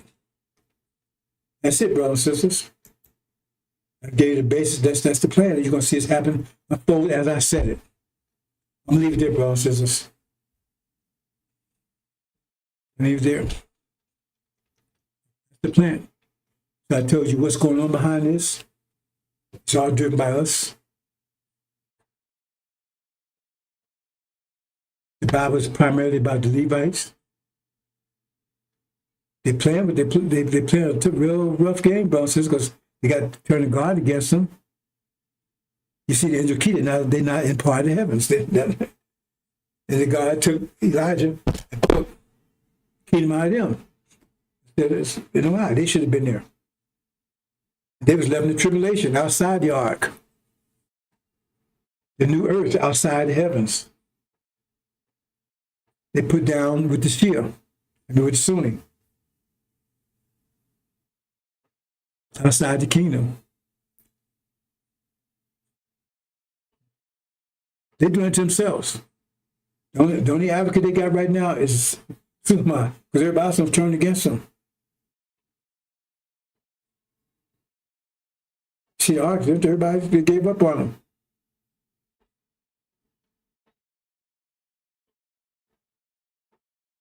We'll see what happens. They like they have a death wish. But there's no, we don't need it for anything because the ark, it shows you new kingdom. The heavens, we don't need the earth. Okay. They don't get it. Everybody's making supreme sacrifices. Elijah, look at how Elijah Muhammad sacrificed. And they would sit around and stood like a deer in the headlight. Like, hey, here come a truck and staring at it. So know that truck gonna squash their ass. I'm gonna leave that, brother. Says, Assalamu alaikum. Part 3 tomorrow, maybe. We get that far because we're in it right now, brother. Since the war is in it, they send the troops. They send battleships over right now because already started. It started when they sent those. They sent those people in. They killed 100 police officers. They were destabilized, killing people, killing women and children. The only reason why it stopped because Iran figured out that they was getting orders from the internet and better than that, from the internet from a state called Starlink. That's what's his name? What's the guy's name? His name is this thing, right?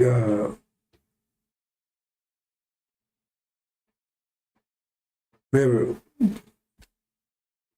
I don't know why I can't remember his name. Elon Musk. Right. Because they were giving all these, I don't know how that works. But actually, some kind of a modem or something they got to give them. So they gave them thousands of them. So this is a plan. So they could communicate outside of what Iran knew, they communicated, tell them what to do. Kill these people, do this. They was getting orders from outside, from false Israel, from America. Elon Musk, that's what. And the Iranians figured out, and they went and they figured out a way to disable all of that. And when they did that, then the rioting stopped. Because it wasn't the people of Iran doing it, it was these outsiders that was promoting it. See? So Iran says, okay, well, when Iran sees it, they resume the attack. So everybody's expecting them to hit hard any day now. But America's moving battleships into the area because they say they need more firepower. And the reason why they need more firepower because the Plan A didn't work. But they were supposed to stabilize all this confusion in Iran. And while it's happening, then they were going to attack. But they were able to squash that. So therefore, they said they're going to need more power. That's why they're moving battleships stuff to the area. And you know, and everybody knows it's going to happen. They said, well, that may take a couple of days to happen. Anyway, it's in it right now, brothers and sisters. And you're going to feel it in a minute. Unfortunately, some they'll say you're going to flee in panic, some of you, because you out there with those devils. And when you see it because you didn't pay attention to this, then when you see it, now you can't run your house, you can't get your baby, you can't do anything. That means you got to flee. But hell, if you're out in the suburbs, I mean, you got to flee through devil land. You ain't going to make it. Because if you flee like that, it means you're fleeing under great distress and the fear of death. If you can't go in your house and get your baby, you can't go in your house and get your coat, you can't text anything, you just got to run, that means you're under threat of death. If you're out in the suburbs and it says when you see it, that means you were sort of too damn late. And the ones that was in the Nation of Islam, that assuming Son of Man even shows up there, they don't have to flee like that because they was warned, they were prepared, they have to flee, but not under those circumstances and in a panic mode. That's how I'm thinking about sisters.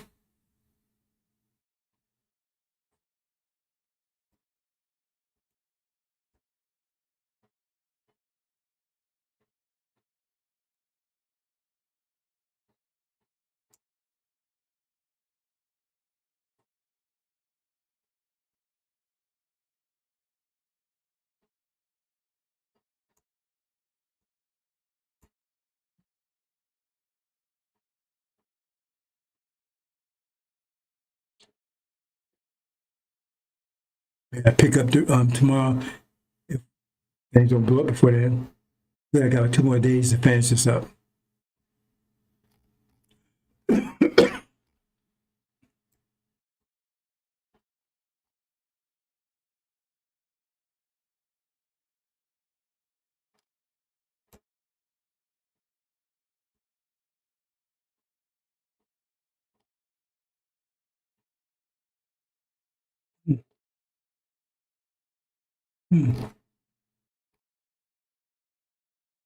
Oh.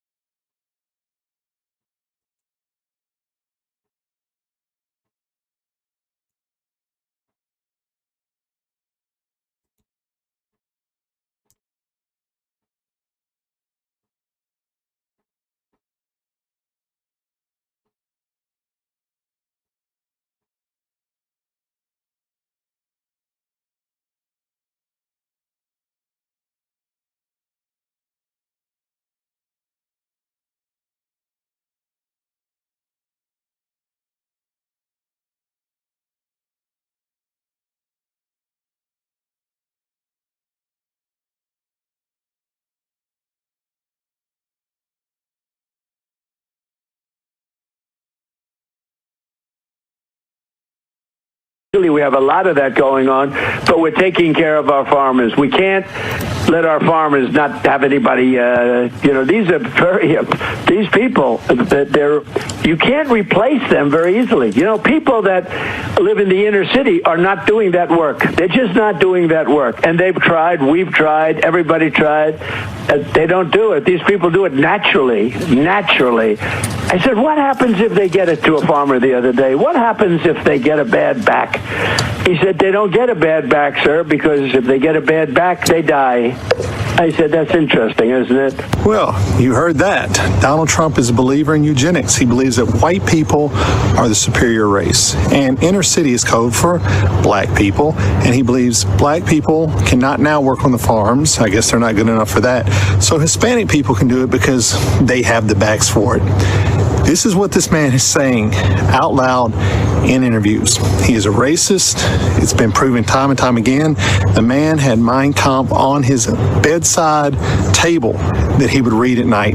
Enough to let you know where he stands on that. Just more outrageous, racist things from Donald Trump. They want to arrest those who can do the farm work well until their backs give out. And then he'll probably ship them to El Salvador or some other country. Just more vile statements from the president and let you know where he stands.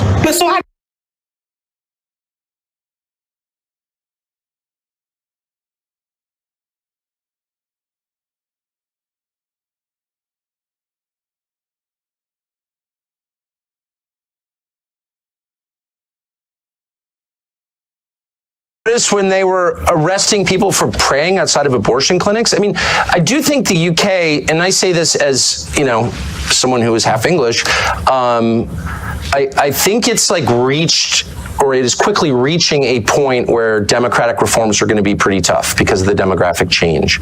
And that, of course, the point of importing all these people is to overwhelm the people who live there who disapprove of the program. So you don't have to care what they think because you just bring in new people and their will becomes like all that matters. And so I don't think you're going to fix these things through elections at some point, probably pretty soon.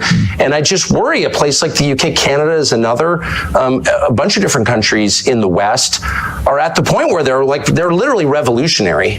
They are poised for revolution. And as someone who really doesn't support revolution and hates violence and hates civil war above all, I'm worried about that. I mean, I don't see how this is fixed. Starmer, who's, you know, he's just an instrument of larger forces, but he's a poisonous character, obviously, who's really hurt your country. He's in there for, 4 more years? And so you wonder, people are going to start to get really radical in a scary way. I think this is going to happen. And the people in charge don't seem to care. Well, you're already seeing it. You are seeing the anger beginning to manifest itself, and I completely understand the anger. I don't like you. I abhor any form of violence, but I do understand the anger when you have, Keir Starmer campaigned, I'm going to smash the gangs that allow these little boats to come over the channel, delivering tens of thousands of people illegally into the country, and they then get put into these so-called asylum hotels where they're given a pretty good lifestyle, certainly a far better lifestyle than many people really struggling at the moment in the UK. And of course, far from smashing the gangs, it turned out yesterday that he's smashing new records for the number of people coming in illegally on the boats. Of course, it's out of control. And the British public are reaching a point of saying, we are done with people coming in illegally and being treated better in a more comfortable and more luxurious manner than we treat our own people. Well, the whole point is to humiliate and degrade the indigenous population of the British Isles, the white population. I mean, that's the whole point. And are they really going to do something about it? What would that be exactly? Public are reaching a point of saying, we are done with people coming in illegally and being treated better in a more comfortable and more luxurious manner than we treat our own people. Well, the whole point is to humiliate and degrade the indigenous population of the British Isles, the white population. I mean, that's the whole point. And are they really going to do something about it? What would that be exactly? You'd really have to force a lot of people to go back to their countries of origin, millions of people, and you need to do it really soon. And are they actually willing to do that? I don't know, but these are existential questions that we have been browbeat into ignoring for decades. But the question is is Ireland Ireland? If it's majority non-Irish, oh, shut up, they're Irish. No, they're actually not Irish. Same with the UK, same with England, Scotland, Wales. Like, it's all changing so fast. Nothing like this has ever happened in all of history, except when, say, the Mongols swept across the steppe and raped everybody. Like, that was true demographic change on this scale. But even that wasn't as profound as what we're seeing in every white country around the world. I would say the West, but Australia and New Zealand also. So, like, what is that? Now, my brain is not big enough to understand what that is. I have a lot of theories about it, but I don't know if they're true. All I know is what the numbers are, and that's real, and no one feels that he can say it. Everyone's like, oh, well, if that were happening in China or India or Malaysia or Senegal, it doesn't matter. You'd be like, what the hell is that? Like, the population's totally different. Look at graduation. Pick, I don't know, King's College Law School, and look at the graduation picture for the last 30 years. Who's in it? Just like, let your eyes tell you the truth for once. Like, this is a total change in population. Is it better? Is it worse? Can't have that conversation. Who's pushing this? Does the population want it? The population clearly doesn't want it. There's no polling that's meaningful on the subject. I mean, there's no referendum on it. You don't get to decide. You've got no voice in it, other than you get to go to jail if you complain loudly enough about it. What is this? I think it's the biggest and darkest thing that has happened in the last 1,000 years, for sure. And I think it's leading somewhere really, really bad. It's not happening by accident. That's obvious, because it's only happening in white countries. I mean, I think that... Oh, shut up, white supremacist. Well, in fact, I'm not a white supremacist. Well, I'm just noticing what the hell's going on. I think most people I've spoken to about this in the UK, most people have always viewed the UK to be a very tolerant, multicultural, cosmopolitan place to live. That's why so many people want to come here. And people have no problem with that. And it's been very successful for a long period of time. But it's multicultural? What does that mean? We have a lot of different people from different countries, different cultures, and it's always worked historically. So is Sharia law in a multicultural country, is Sharia law... What does that mean? We have a lot of different people from different countries, different cultures, and it's always worked historically. So is Sharia law in a multicultural country, is Sharia law every bit as valid as English common? No, people don't want Sharia law here. No. A lot of people do. Wait, but hold on. I don't know what you mean. Multiculturalism itself is a lie designed to subvert a society. No, a society has a culture. You can argue about what it is or ought to be. It's not necessarily the same as race. It's connected to race, but it's not the same. People from different races can buy into your culture. That was kind of the beauty of the West. But a multicultural society is not sustainable. There's never been such a thing. Is one culture will dominate. Hang on, Tucker. Surely the United States of America, given the very way it was created, is the epitome of a multicultural society. And my point I was going to make to you was... It's absolutely not. No. It's a multiracial society. Yeah. Though it was not actually a multiracial society up until pretty recently. It was just like 90% white for most of its existence, but whatever. But you did have different peoples, you had different religions. That was all totally fine, but there was one culture, as American culture. There's no such thing as a multicultural society. It's not sustainable. One culture will overwhelm the other. Again, it's not the same as race. It's not identical to race. It's connected, but it's not the same. But multiculturalism is by definition insane. No, it's never happened. It never will happen. One culture will predominate. It will impose its values on everybody else. I mean, the gay thing, which was not a thing 40 years ago, gay was a slur, all of a sudden becomes multiculture there. There's one culture, and it's required. And that's true in every society, because a culture is a commonly agreed upon set of values, which in their firmest form are called laws. But those values can evolve. This is true everywhere. But those values can evolve. Of course they evolve, but there's only one set of them. It's not multicultural. There's one set. You worship one God in every society. Sorry. But your country's values were established by the United States Constitution, and that's had, 26, 27 amendments, right? So your own values, as determined by the founding fathers, they have evolved and been changed to accommodate changing time. There's no doubt. Look, I'm not even arguing against change. That's natural. It's natural that people's views evolve. So the culture changes. Once you start rejecting the laws of nature, then you're doomed. But let me just say, no, of course, societies change. I get it. All I'm saying, I'm making a very discrete, specific point, which is multicultural multiculturalism as an idea is laughably stupid. It has never worked. We never had it anywhere, and it never will exist because it's contrary to human nature.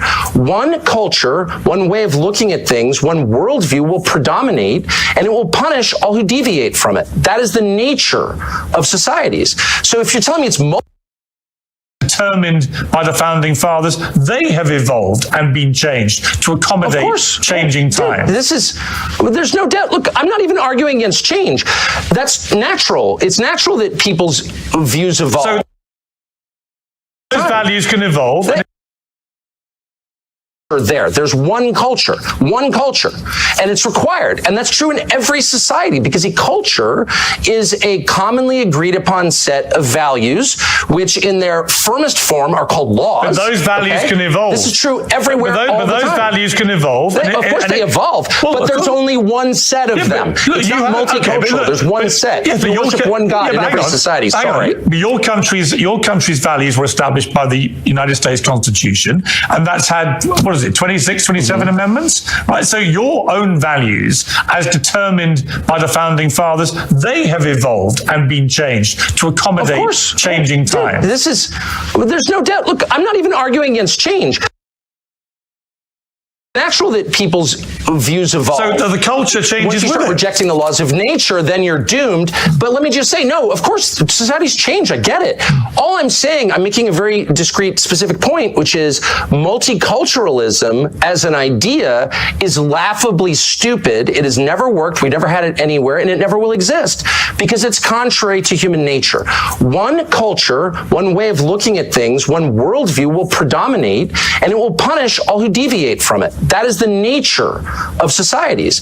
So if you're telling me it's multicultural, we can all live and have radically different values, that's just not true. It's never been true. It never will be true. So you're having one culture, one worldview predominate over another and dominate and suppress all dissent. That's just what it is, dude. But Let's be honest. I would point to the United States of America and the United Kingdom as two shining examples, albeit not completely without their flaws, but shining examples of places that are deemed by the rest of I certainly feel that about my country. Well, I certainly think that inherent in Christianity is the notion of tolerance, and that draws from a core Christian concept, which is free will. You cannot force someone to convert. There's never been conversion by the sword in Christianity. People decide to believe in it. And so that is central to the religion, therefore it's been central to the society. Western civilization is Christian civilization. And so we call that tolerance. It's a respect for your inherent God-given right to make a choice about what you believe. Okay, so of course, that's always been a feature. My only point is, a society has a commonly agreed upon set of beliefs, rules, and laws that are the definition of the society itself. That's what a society is.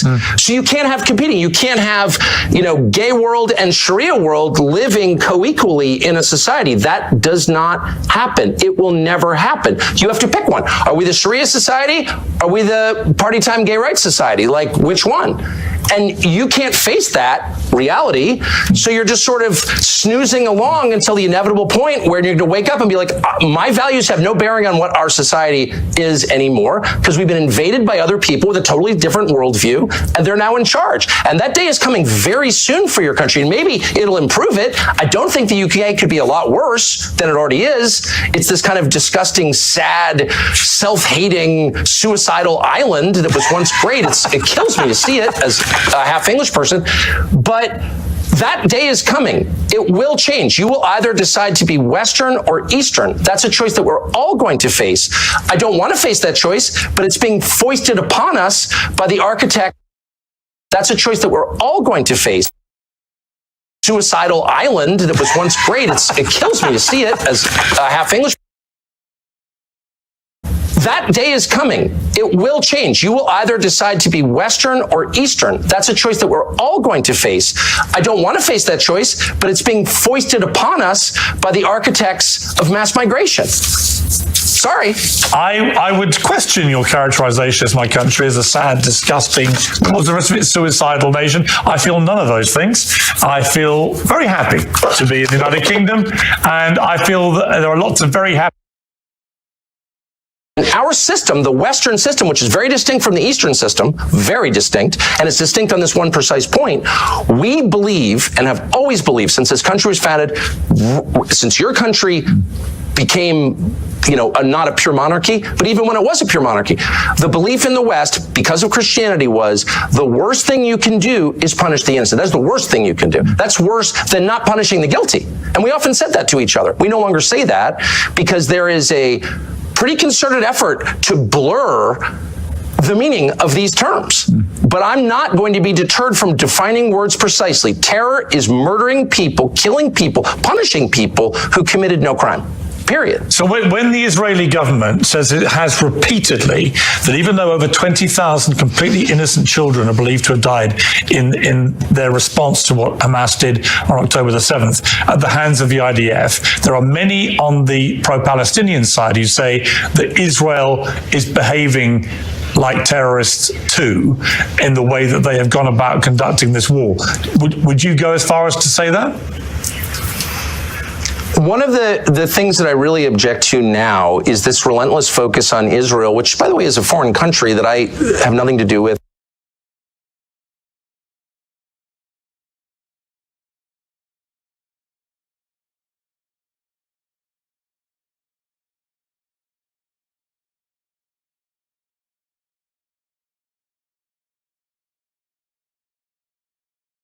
We've done this before. Now, maybe today things are different, and we will end up living in a nation that is sharply divided and may ultimately produce something else. But I'm an American. I love my country. I want to see it stay together. I'm interested in social cohesion, which means that I think our laws, customs, and culture have to be dominant. We can accept some diversity on the edges, but not fundamental division. I think we're in a state of fundamental division. So when I bring up Sharia law, I've sat in many discussions with many people that said, well, I don't care what people look like, but I do care about Sharia law, and I don't want that practiced anywhere near my family or in my country. And that's something you should be aware of. So the notion that someone can come here and say, well, that's part of my religion and we're going to abide by Sharia law, they're going to find serious resistance and opposition in the country. That's and as I clarified, it's because it matters. It's this thing we call societal cohesion. Nations do not exist on their own. They have a core population. Our core population from the very beginning was always at least 80% European and Christian and about 15 to 20% African. But when you start bringing in huge numbers, millions, who are fundamentally different from the core population, you are going to get violence, anger, and conflict. How many times have you heard people say, if you bring people in from the developing world, what do you get? The developing world. And now we've got that. You can't bring in hundreds of thousands of people from Somalia, plant them, of all places, in Minnesota, and then be shocked that, no, they're not Americans. They're not really interested in being Americans. They're foreigners living on American soil. Nobody wants to say that publicly. If you do, oh, well, you're a racist. Well, you know, the world is full of racists. The real war that's going to decide our fate is not going to be fought anywhere overseas. It's going to be fought right here inside the United States. Are we going to survive as a republic, as an English-speaking republic that rests on the foundations of Western civilization? Or are we going to become something else? One point that is Constitution was completed in 1789. I think we had 5 million people living in the 13 British colonies. We were 90% white, that is excluding the Africans that were in the country who had been brought here as slaves. But we were 90% white. We were 90% Protestant. And this may be hard for you to believe, but the people that wrote that were trying to protect all of the Protestant sects from a state church on the model of the Church of England and the Roman Catholic Church. That's one of the reasons it was almost 100 years or more after that before people began to finally accept Catholicism as a religion, because it was viewed as political power. My point to you is the Constitution is outdated. The way we are governed is outdated. It has to be re-examined. Nobody in 1789 imagined that anybody would come to the United States except another lunatic, religious fanatical Protestant who hated the Church of England. That's what people feared. That's what they thought of. The Constitution that we have does many good things, but I would argue that the Bill of Rights is ultimately more important. The Bill of Rights is vital and essential, and that needs to be defended.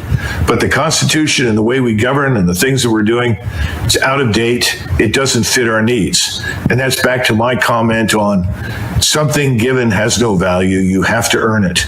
And we haven't made anybody earn their place in this country. I'm talking about people like me that have been here forever. My first ancestor stepped off the boat in 1681. So we've got to get back to some notion of national service, because national service promotes national integration, addresses some of these problems that you're discussing. Now, I know that you may not want to conform and may not want to be as I am, but I'm an American and nobody questions that. Nobody ever will. If you don't want to stand out and be questioned, then I suggest that you change your appearance, because I don't think it's life or death for you to wear what you wear. I think this conversation. It's not fine, because it's leading to violence that could have otherwise been avoided. You see, every great nation, every large nation can always accept some number of people into its ranks that are different from them. It's always been the case. But if you suddenly import millions, which is what's happened here and happened in Europe, then you threaten the core gene pool. What I'm trying to tell you is there's a problem. And we can all pretend that there isn't, and you can insist there isn't, but that's the view. And I think it's incumbent upon all of us to address it truthfully and openly. Stop pretending it's not a problem. It's a problem. I mean, what's also a problem is white supremacy, and that's. No, because of you're saying you're different, you're going to remain different, and you don't think that if that's not compatible with being an American, then the hell with it. That's what you're going to do. Well, then what do you make then of, white American people who convert, let's say, to Islam and choose to cover? Are they not American anymore? Listen, if they want to do that, that's obviously their business. I don't know how many are out there that do that. I think again, it's ill-advised. I think you have to hold the society together. There has to be an agreement on certain things, customs, culture, way of life. And unfortunately, if you're going to practice rigidly a brand of Islam that demands certain things, and this is why I asked right off the bat, do you support Sharia law? I'm a Muslim. What being a Muslim means is I follow the guidelines of my religion, which is a peaceful. Does your religion dictate to you Sharia law? My religion dictates to me to be a good human being, to be good to my neighbors, to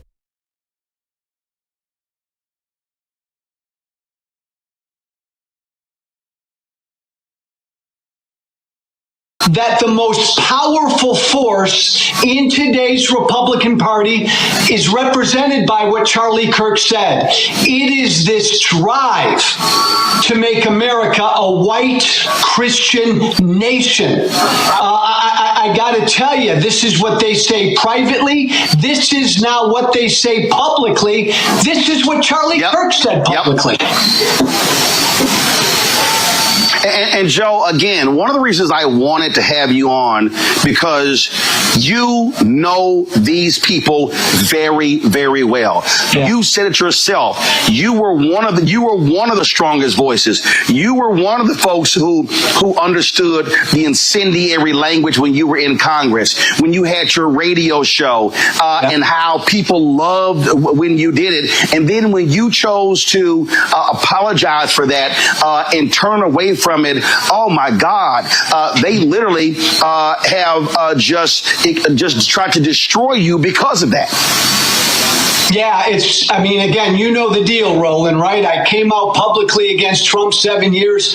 For 7 years, I put up with death threats on a regular basis. Nobody is welcome in that party unless you bow down to what this force is, this MAGA force. And again, look, there have been some people on the left who've celebrated Charlie Kirk's murder. Shame on them, be better people. But this is much worse, Roland, what my former friends are doing on the right, because they are turning this into a holy war.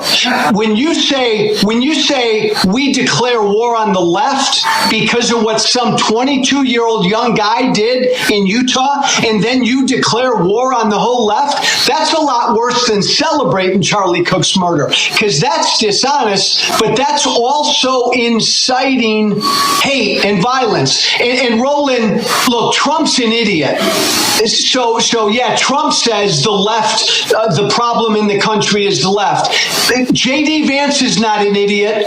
What did J.D. Vance say today, right? He was subbing for Charlie Kirk on his radio show, and he spent the entire show going after the left, going after them, they, them.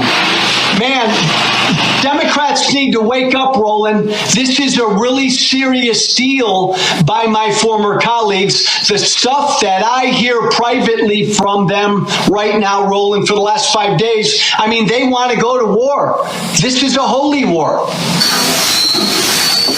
Oh, it absolutely is. And what really jumps out at me on this very thing here, Joe, and I've been saying this, I played the speech 2 weeks ago that mainstream media just ignored, of Missouri Senator Eric Schmidt, who gave a speech at NatCon, Peter Thiel's group, where he literally gave a white nationalist speech, where he said our ancestors fought for this country to be ours and no one else. He was talking about white people. He was basically saying if you are Black, Latino, Asian American, or even Native American, America is not for you. And folks just ignored it. And so people need to understand, again, what they're saying, why they're saying it. And yes, there are many evangelicals, any very conservative white Christians who are pushing this as well. And you nailed it. They want a holy war. They want a race war. They want this to be a white country. It is clear as day. And Roland, really important point.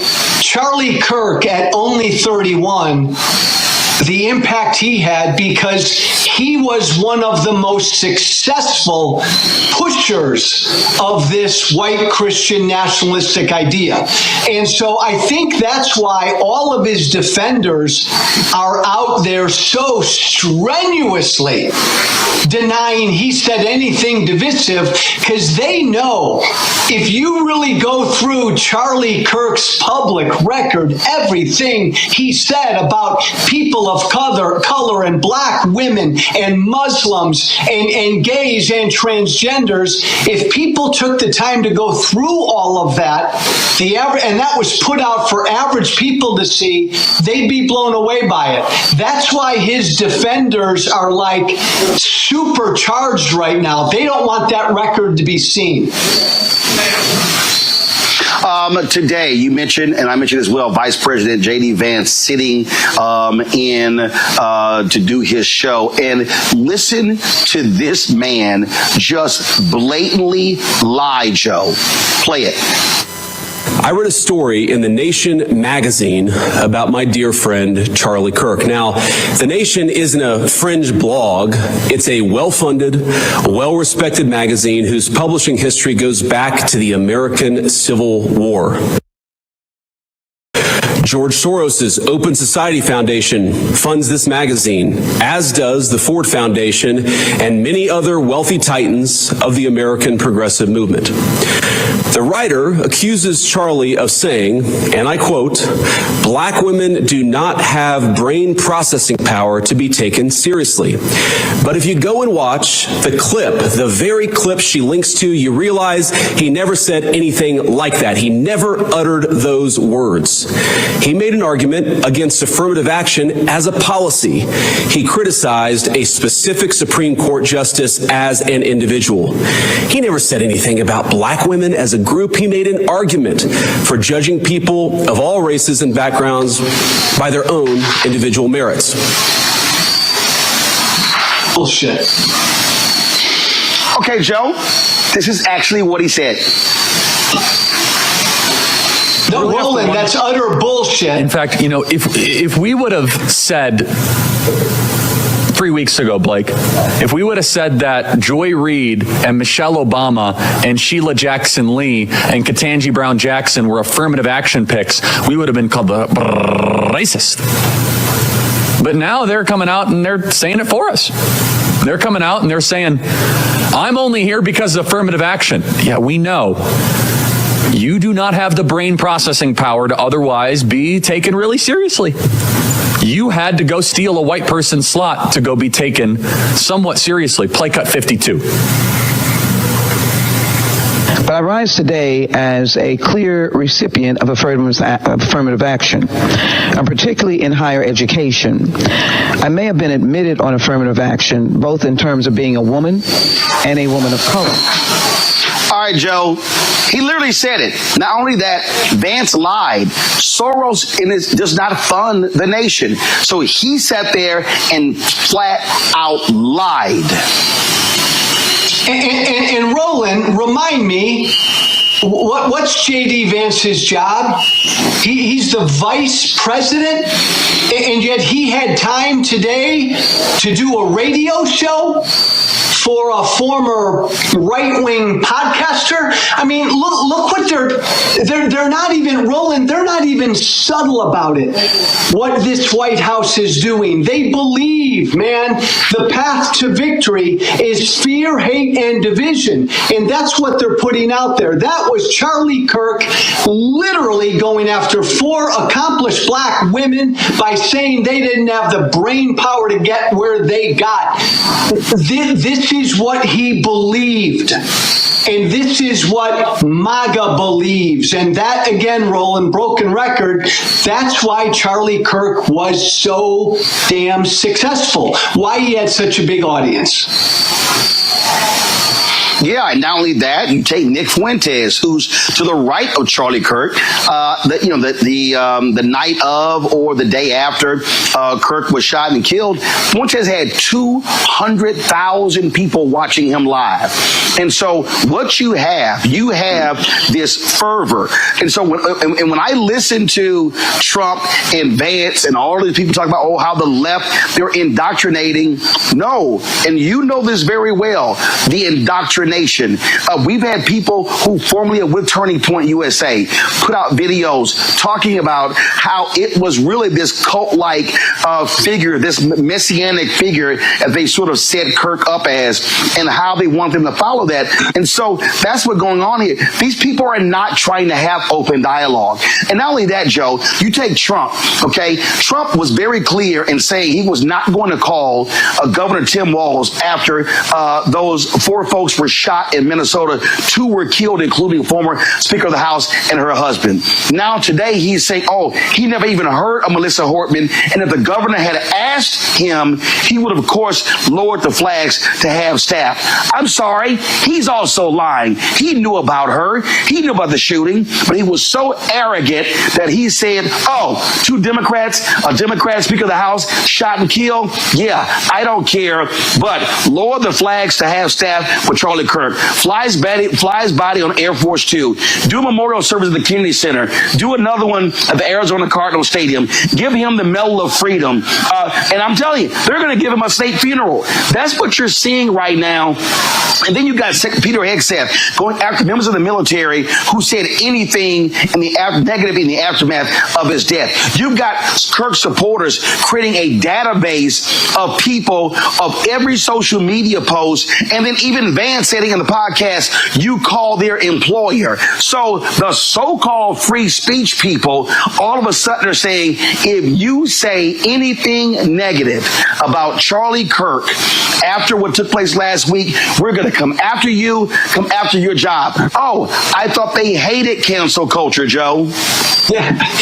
Roland, I remember back in my right-wing radio days, I would come on every day, and there was always some story about some leftist group on a college campus that couldn't handle speech that made them uncomfortable.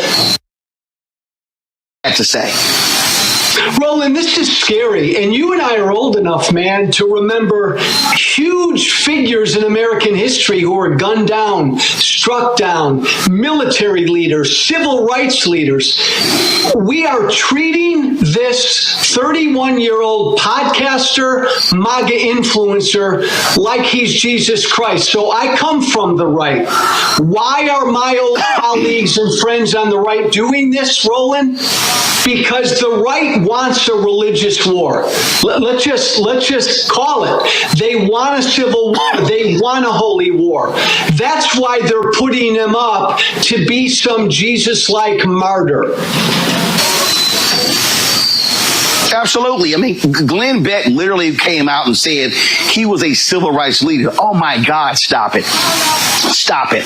I've seen people say, I've seen a lot of these videos, I'm leaving my church because my pastor did not mention him. This was a Christian warrior. And let's just be clear. You said it, white Christian nationalists. It's slaveholder religion. We heard a lot of this stuff during slavery, during Jim Crow, things along those lines. And this whole idea about, it was about debate. It was about, exchange of ideas. I mean, come on, let's just stop it. And so we see what's going on here. We see the games that are being played. And then what gets me, Joe, is this whole deal of, oh my God, the left, how they indoctrinated him and the accused killer going to a university. The dude was at a university for one semester, Joe. You're trying to tell me that one semester at a mostly white institution in Mormon, Utah, which is not a liberal bastion, somehow just radicalized him? I mean, it really is showing folks the hand they're trying to play. Yeah, and I think even on top of that, Roland, I think it was like some technical school. So it wasn't some crazy liberal arts school for a semester. Look, cut through all the BS. The Speaker of the House, Mike Johnson, has publicly said that America should be a white Christian country. This is what animates my former party. Roland, you know me, right? Tea Party Hellraiser. I don't come from the left. I left the Republican Party when the Republican Party became MAGA. And my fellow Democrats and folks on the left need to understand, now these people are on the right. Now this is MAGA. MAGA now are the snowflakes. MAGA, Roland, they now need their safe spaces. It's funny, but it's not funny. And you're right about J.D. Vance, man. He just flat out lied. I mean, the last 30-year history of political violence in this country, the vast majority of it is right-wing. It always has been. And they put out this lie that it's only on the left. It's not even, Roland, a both sides problem between the left and the right. There is political violence on the left, but the vast majority is on the right, and they know that, and they're lying because they're trying to inflame their base. And Roland, I hear from their base every day, and let me tell you something, they are inflamed. I mean, they are ready to march and grab their you-know-what. This is a scary time. It is, and folks need to understand what is certainly at stake. Joe Walsh, I appreciate you joining us on the show.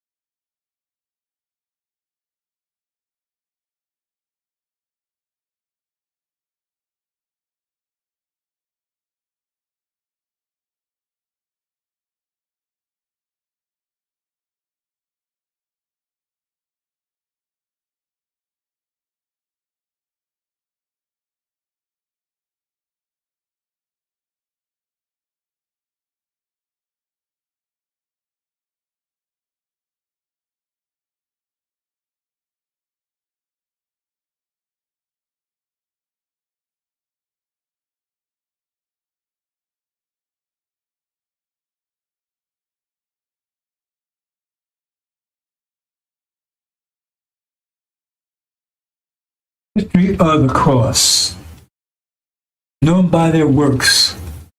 What's the history of the cross? 500-year history of the cross. Murder, rape, destruction, deception, enslavement, burning, terrorizing. To maintain a slavery system, you must terrorize the people 24/7. They terrorize people from Africa and America for 400 years. Constant terror, 24/7, rape, murder. In the name of Jesus. This was Christians, not Buddhists, not Hindus. Christians. Christians, in the name of Jesus, when they said Jesus cursed black people, they call them Ham, cursed them to be slaves and persecuted forever. In the name of Jesus, raped our women incessantly, pissed in our mouths, made us eat shit. And then took and tried to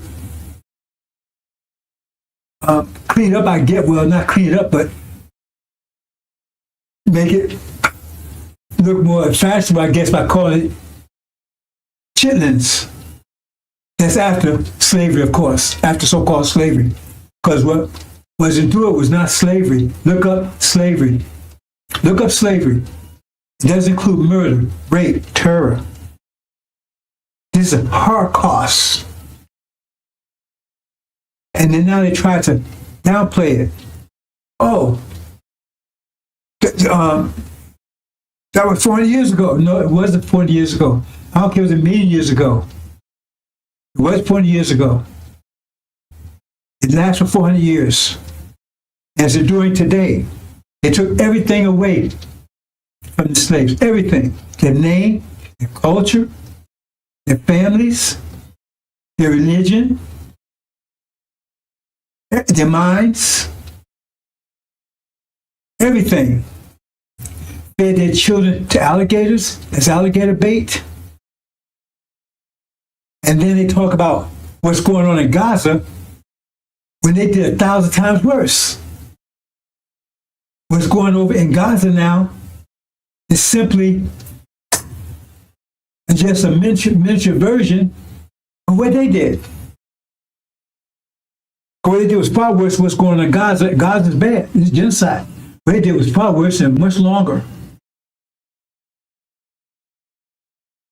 That's the legacy of Christianity. Murder, rape, disease. They wiped out the native population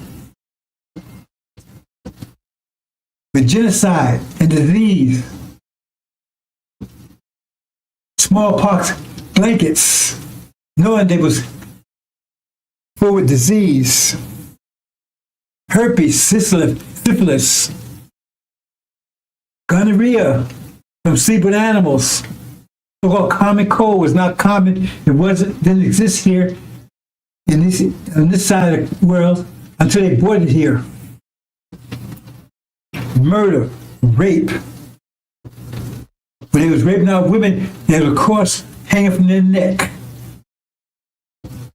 And again, they taught blacks that this was God's will. God's will. Enslavement of our people. And they continue on even today. That's the legacy of Christianity, the cross. So where's your rap sheet? Every time they arrest one of our people, your rap sheet. What's your rap sheet? How are you going to judge people for murder when you're guilty of murder beyond imagination for hundreds of years? Hundreds of years. Theft. You stole this land and murdered its people. And you crushed the native people here When the braves would go out hunting, you would come into the camps like cowards and kill the women and smash the children's brains out on the hooves of your horses. This is the legacy of Christianity. That's the legacy of it. The question is, if instead of Columbus coming here, Dracula came here, Beelzebub, Wolfman, Frankenstein, Satan, and they all came instead of Columbus. What could they have done that Columbus and those that followed him did? Satan is the God of this world. That's the God they're serving. So they have known him by their works. What are the works of Christianity? What are the works of Christianity? Where's the works of Christianity? Evil, deception, mischief, bloodshedding. It goes on today. And what's going on in Gaza, just reflection and microcosm of what was done here in America for hundreds of years. Raped out women incessantly. They would even rape while they was out in the fields picking cotton. They would jump off their horse and tell them to bend over and rape them. And tell them to keep picking cotton while they was doing it. This is the kind of stuff that they would do. Make one slave defecate and slave and slave in the mouth of another slave, and then bound it up so they couldn't spit it out for 7 days. That's a legacy of slavery. You did it all in the name of Jesus. That's a legacy of slavery. Legacy of slavery. 40 years plus. Legacy of Christianity. Legacy of the cross. That's the legacy. That's the true legacy. So whose works are those? Who are you serving? Who are you serving? The legacy of the cross. What's your rap sheet, America? Gog? What's your rap sheet, Magog? Britain? What's your mateship? What's your rap sheet? Antichrist, false Israel? What's your rap sheet? Then they colonized Africa. They're stealing from ripping off everyone. It's the legacy of Christianity. It's been ruling for over 500 years. And now, the threat of nuclear war to finish off everything. That's a legacy of Christianity in the name of your Jesus.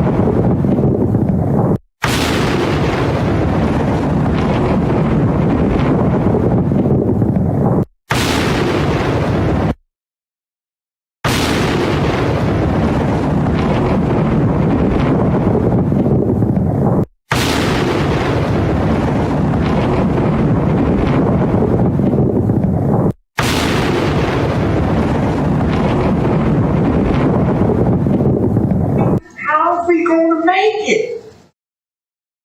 Surely you ain't talking about us packing our bags and going westward or going out there in the land. Ain't no cities, no towns, no infrastructure out there. Surely you ain't talking about that, are you? No. We ain't going back to Africa. No. This is your land. Our sweat, our tears, our blood has earned us the right to the land. What God wants you to do is come out of their ways. Come out of their pagan holidays where you should be honoring Jesus. You are out here buying bunny rabbits and inviting your children to paint eggs for some Easter hunt. Come out of her. Get the Santa Claus out of your house and a tree that is the way of the pagans. Come out of her. St. Valentine's Day. What the heck is that? Excuse me. Come out of her name. Come out of her religion. Come out of her culture. Come out of her way of life. Come out of her educational system. Back to their people. When they was put off on the shores of North America. And this ship, Jesus, that John Hawkins brought our best hero. They stood and stared at it disappearing in the old rhythm, crying, wanting to return, with their hands stretched out towards that ship, and tied in chains themselves bound together.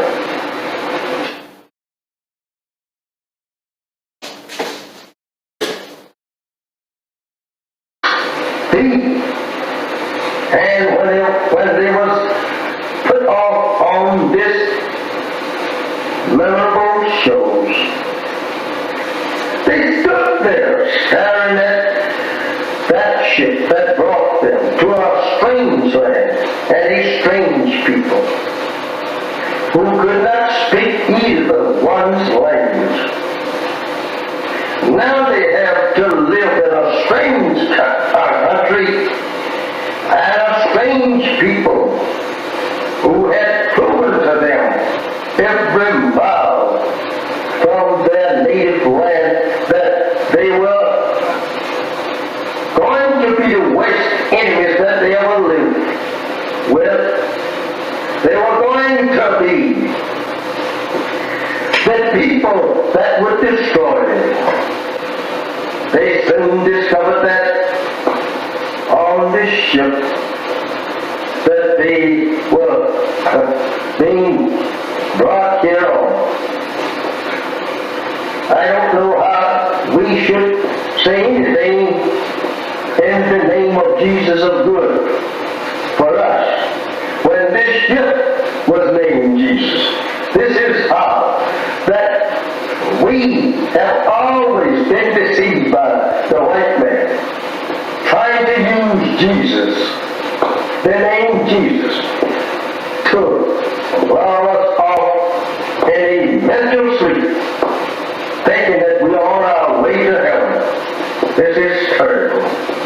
My beloved brothers and sisters, this is very hard for us to even to accept today. Imagine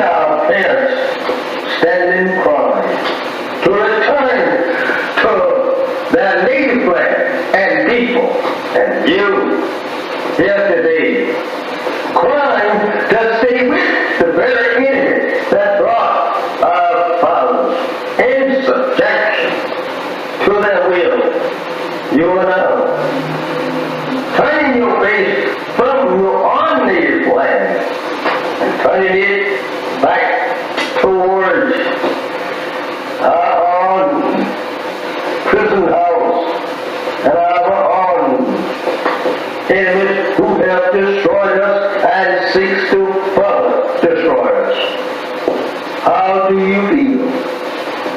How do you feel? Not wanting to return to your people. They are trying to make love with the very people that destroyed you and your parents. How do you feel? Acting so. And even today, they are beating and shooting you down throughout the country. There is no justice here for you and me. Why is it that you want to be separated and be returned to your own? I ask you that question. Think over your parents on the eastern shore of North America, crying and praying to God to be returned to their own 400 years ago.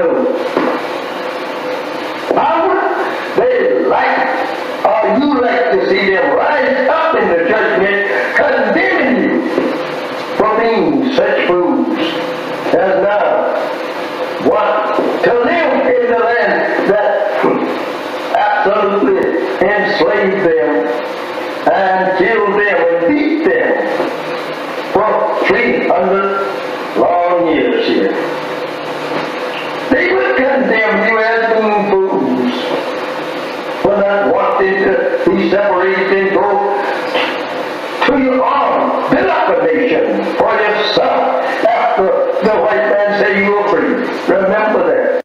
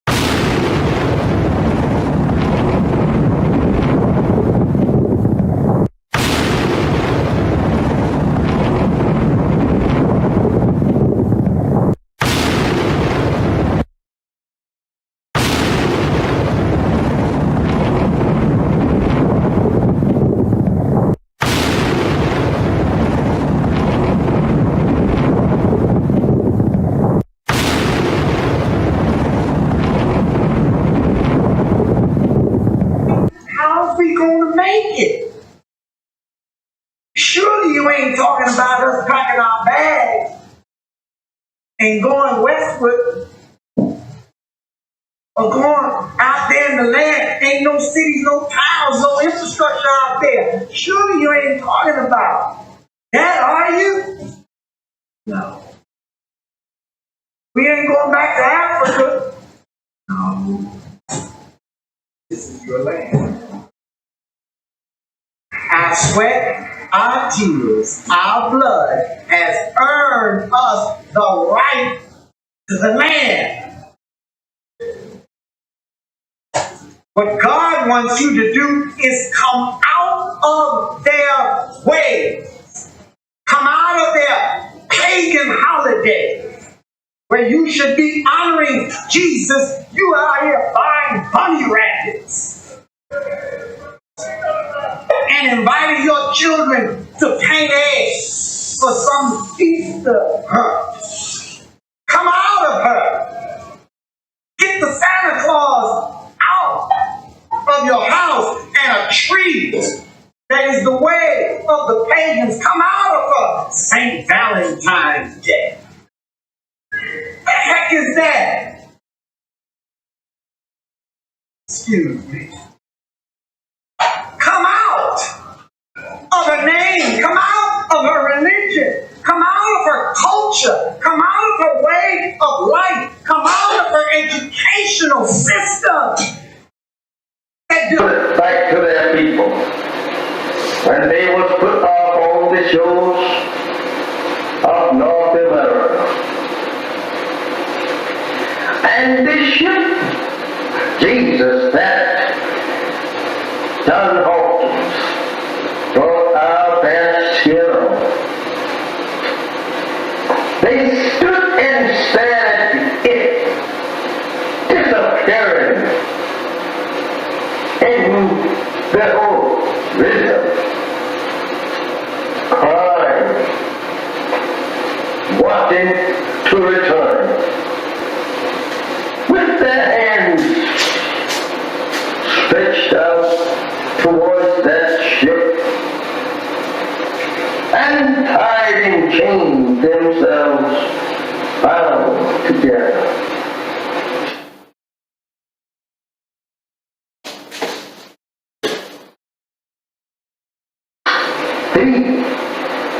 And when they was put off on this memorable shows, they stood there staring at that ship that brought them to a strange land and a strange people who could not speak either one's language. Now they have to live in a strange country and a strange people who had proven to them every mile from their native land that they were going to be the worst enemies that they ever lived with. They were going to be the people that would destroy them. They soon discovered that on this ship that they were being brought here on. I don't know how we should say anything in the name of Jesus of good for us when this ship was named Jesus. This is how that we have always been deceived by the white man, trying to use Jesus, the name Jesus, to lull us off in a mental sleep, thinking that we are on our way to heaven. This is terrible. My beloved brothers and sisters, this is very hard for us to even to accept today. Imagine our parents standing crying to return to their native land and people, and you here today crying to stay with the very enemy that brought our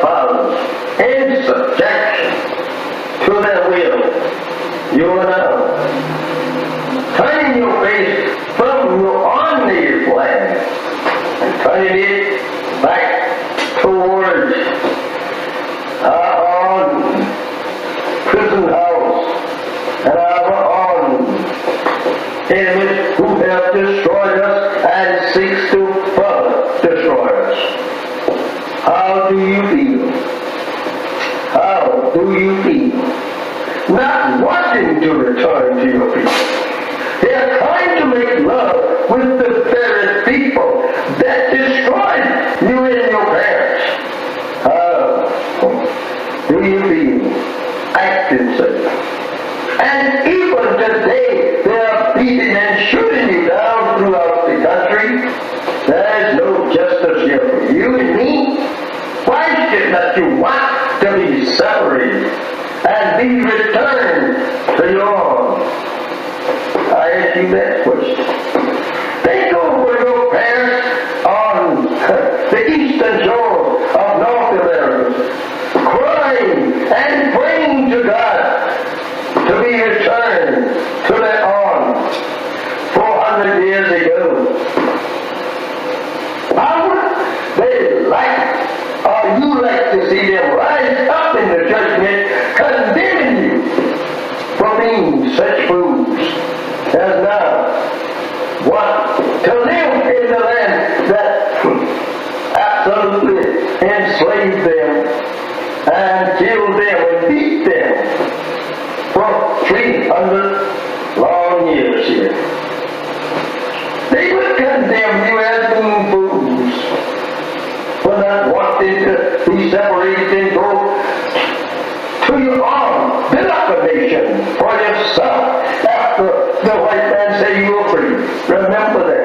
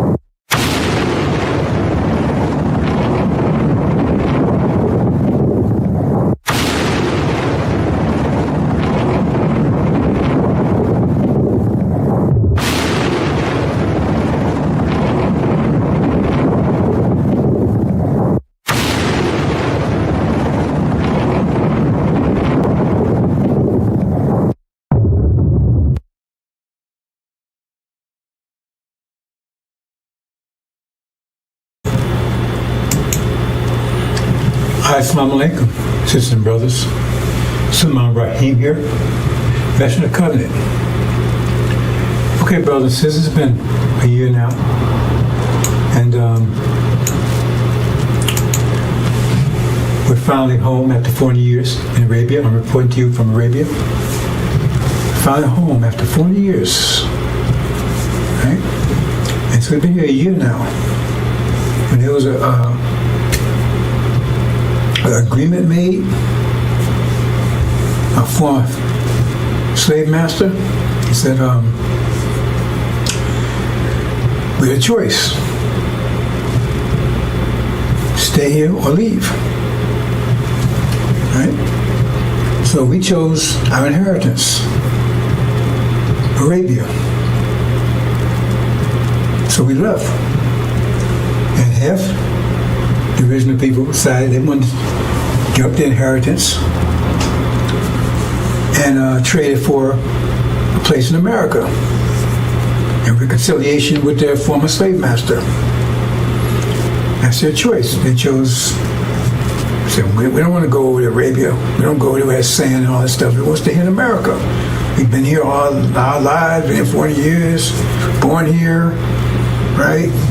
And we can make peace with our slave master. Okay, so they decided to stay. And so after a year, right, we get reports of how things are going over there. And that sounds too good. How things are going over in America with their reparations. Because they was given, they got 6 states, I believe.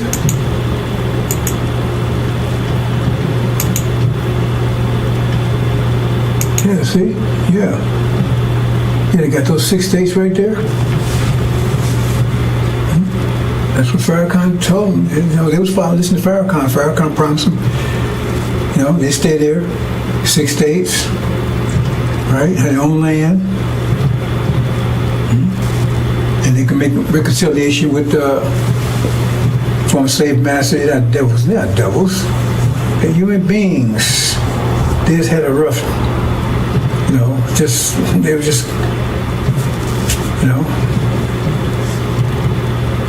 did some things wrong, but now they're gonna make amends and make reparations. So 6 states, and in addition to that, they gave everybody $1 million. Everybody stayed $1 million. And said, "Thank you, Farrakhan." They're so happy. Thank you, Farrakhan. Thank you, Farrakhan. Man, you got 6 states. That's what you promised us. We got 6 states. They're thanking you. Thank you, Farrakhan. Right? And this was a year ago. They got the 6 states. Thank you, Farrakhan. Right? Everybody got $1 million. Everybody $1 million. And they're rejoicing. Oh man, they're so happy. Hey, we made it. We got America, man. We got reconciliation for a master. We got 6 states. Everybody got $1 million. We're all rich. That was a year ago when we left. So we're in Arabia. They're still back there in America. And now we're getting reports a year later. This was the way it was a year ago, man. They were so happy. They were so happy. Right? And now we get reports of what's going on right now. Let's see. Oops, it says a power failure. Great power failure in those 6 states. Power failure. And it's just those 6 states. Right? So, and now they had a big and massive, they came asking to turn the power. Well, why can't they do it? Oh, Farrakhan didn't train anybody. He was telling you about 6 states, but he never prepared you for them. So nobody knows how to do it. How to turn the power grid back on. So now he's begging, man, master, can you come and turn this thing back on for us? I mean, you would think that if he told him 6 days to promise him that he would have prepared him for it, right? At schools and education, whatever they needed for that. But now I guess they didn't, because they say over there now he's begging this former master to come and turn the power back on. And then what? I mean, this is all that's happening now. I mean, I'm getting these imports in now. A year later, it's like they're coming in every hour. Power grid failure, right? I said, oops, crop failure. All of a sudden, they looked at the farmers, when they done it, farmers said, oh. So then they had master, what's happening here? How come right? Our crop. They found that the land they gave them wasn't that fertile.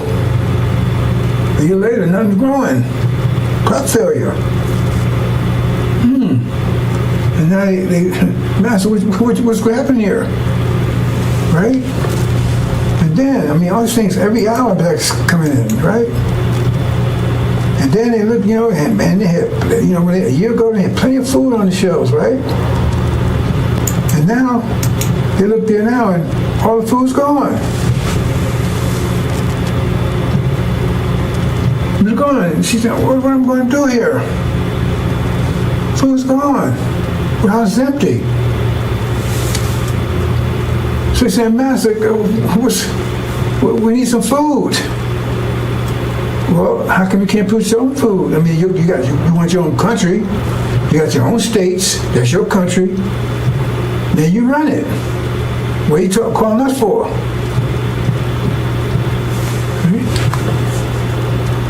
So they'll be praying. And then, oops, no fuel. There's master, no fuel there. Well, you got to buy your fuel. You got to produce your own fuel. What you calling us for? You got your own 6 states now. What you calling us for? Go and get some fuel. You got money, right? You got your own states. So you got to get your own. What you calling us for? You said you wanted your own, so now you got it. And you got your reparation, so we don't owe you anything anymore. We don't owe you anything anymore, so what you calling us for? We don't owe you anything. You said you agreed to 6 states and $1 million per person.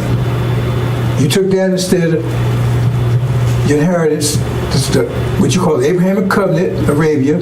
Your brothers and sisters, they left. They took that was offered to them. They took it, and you said no. I want this instead. So now you got it. So what you calling us for? Oh, no communications. Oh man. No communications, right?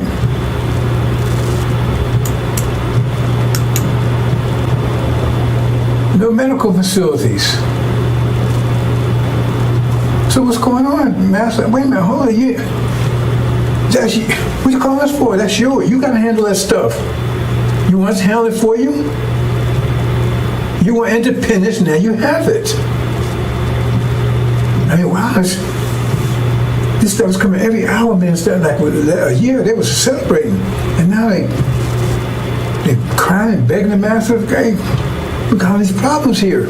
I said, wait a minute, that's yours. What comes about your problems? You have to work those out. Right? No transportation, no planes, no nowhere. We learned about fly the planes and drive the trucks and the boats and stuff, and to go and get this stuff. What would you done that for? You wanted this, you got it. So go ahead and train your own pilots, build your own planes, build your own boats, and right? You see what I'm saying? Transportation, build your own trucks. What you calling for? Yeah, Master, we see this. You said you wanted 6 states, you got it. You want $1 million per person. That was the reparations. So now if you didn't pay people to take care of this, how's that our problem? You're independent now. You're really free now. Oops, no fuel, the gas station's empty. I can't drive, man. And no gas. Man, wow. All this stuff happened for a year. They thought that everything was great, and all of a sudden everything ran out. So I guess what happened? Everything was there when they got it, and then it ran out. They had to, for them to replace the fuel, to get the farms going. So they was left with that stuff. The factory was full. Warehouses full. Then you had to keep. They thought that was just going. I guess they thought it was just going to be there, just by itself. They didn't prepare for it. See? And they ain't trained any engineers and scientists and architects and stuff. They ain't, business. They didn't train anybody. So Farrakhan, he told you he's gonna get this for you, but he didn't prepare you for it. He didn't get anybody to handle this stuff. So what was that all about? So now he asked the master, said, hey, don't call on me. You was here, you had it when you was here with me. You said you want independence, you wanted reparations, so you gave it to you. Well, call on your brothers over there. They left, they handled their own business. You said you want to stay here. Right? See? Don't have any professionals or technicians, scientists, doctors, none of that.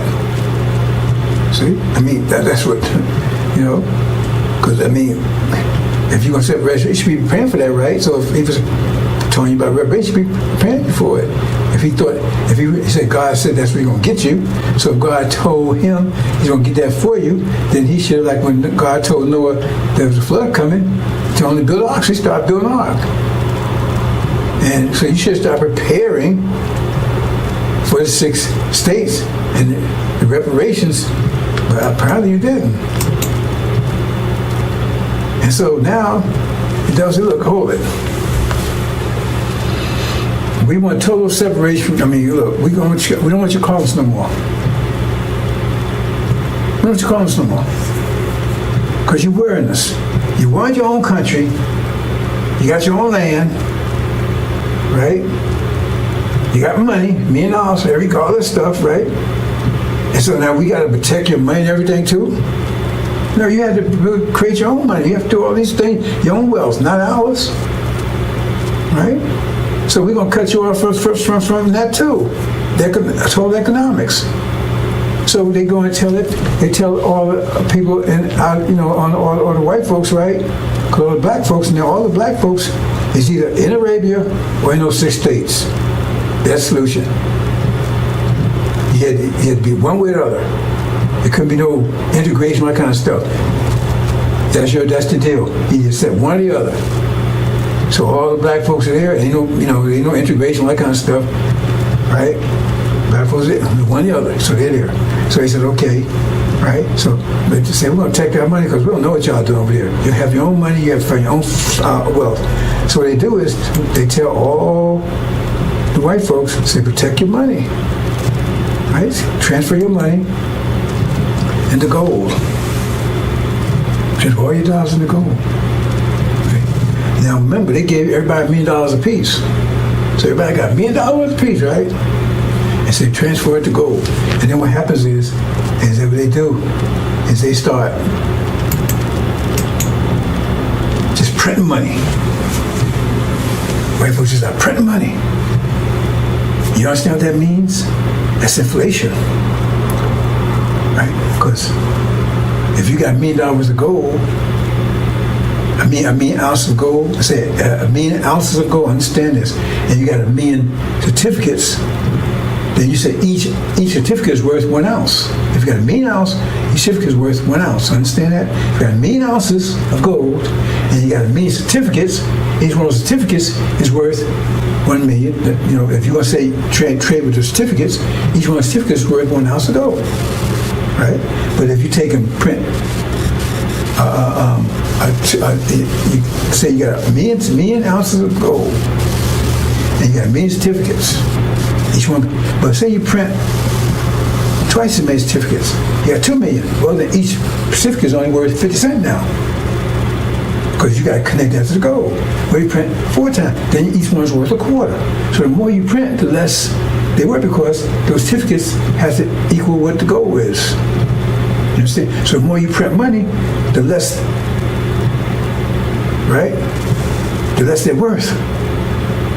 So if you print twice as much money, right, there's less gold. You understand? So $1 is worth 1 ounce of gold, which that's right.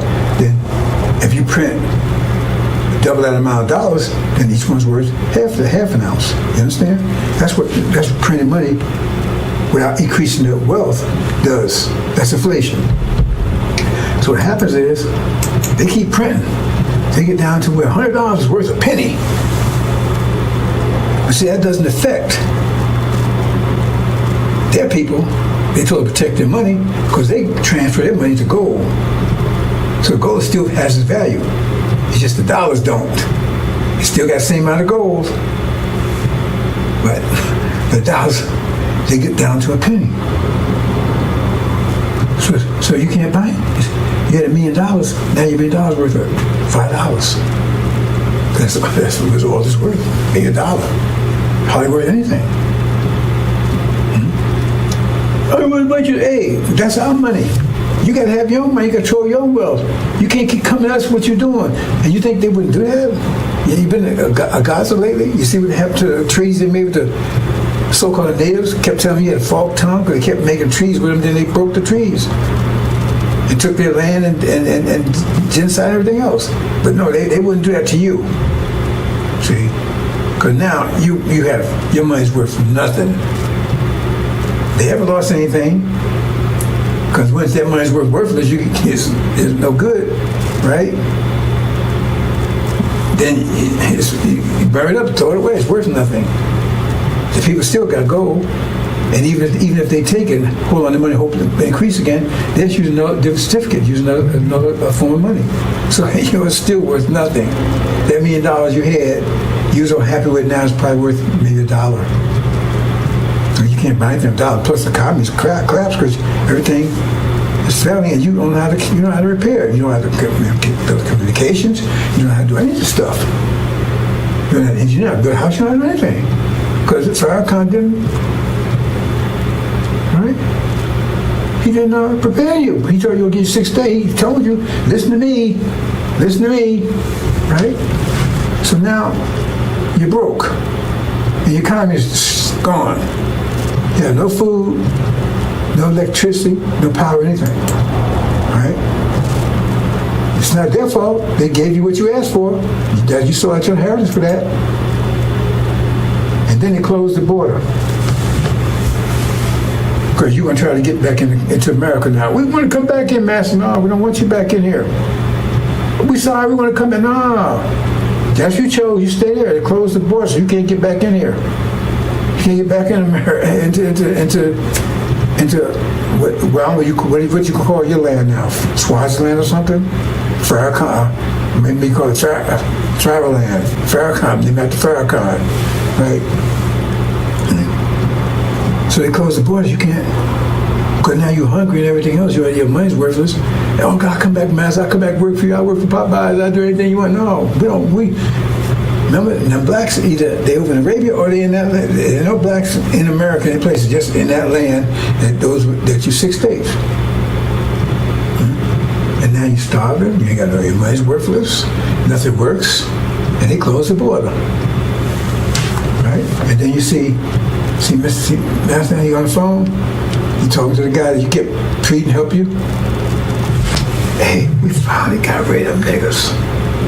Finally got rid of them. Finally got rid of them. See on the phone. Yeah, it worked. We sold them the reparations. We sold them that used car. They turned the miles back and everything else, and they bought it. See, they could have had a BMW. They could have had a Lamborghini. They sold that for a BMW that looked good. Damn thing didn't work. And now they're starving. Living in tents.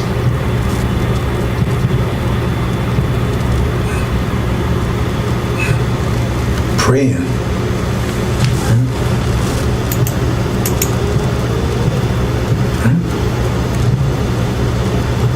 And so what? And what next? What we gonna do, Farrakhan? What we gonna do, Farrakhan?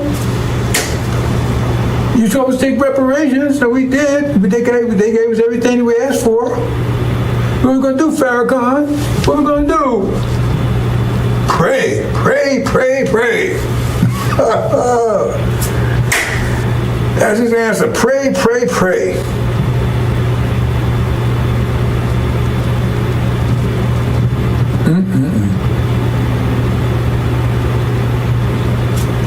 That's your reparations. like Elijah Muhammad said, he had a big picture. We leaving, and blacks staying on the shore, the ones stay behind, and they was whooping their ass. Right? Because they thought you think they want to give you some land and take care of you? You think they want to do that? And go bankrupt, give everybody $1 million? You know how much that is? If it's 17 million, that was 17 million times 17 million times a million is like $17 trillion, I think, something like that there. And they're going to do all that for you. They want to get rid of you. So now they have succeeded. Because they closed the border. And what you going to do? You want to fight to come out? They closed the border. They got the military around there. They finally got rid of you.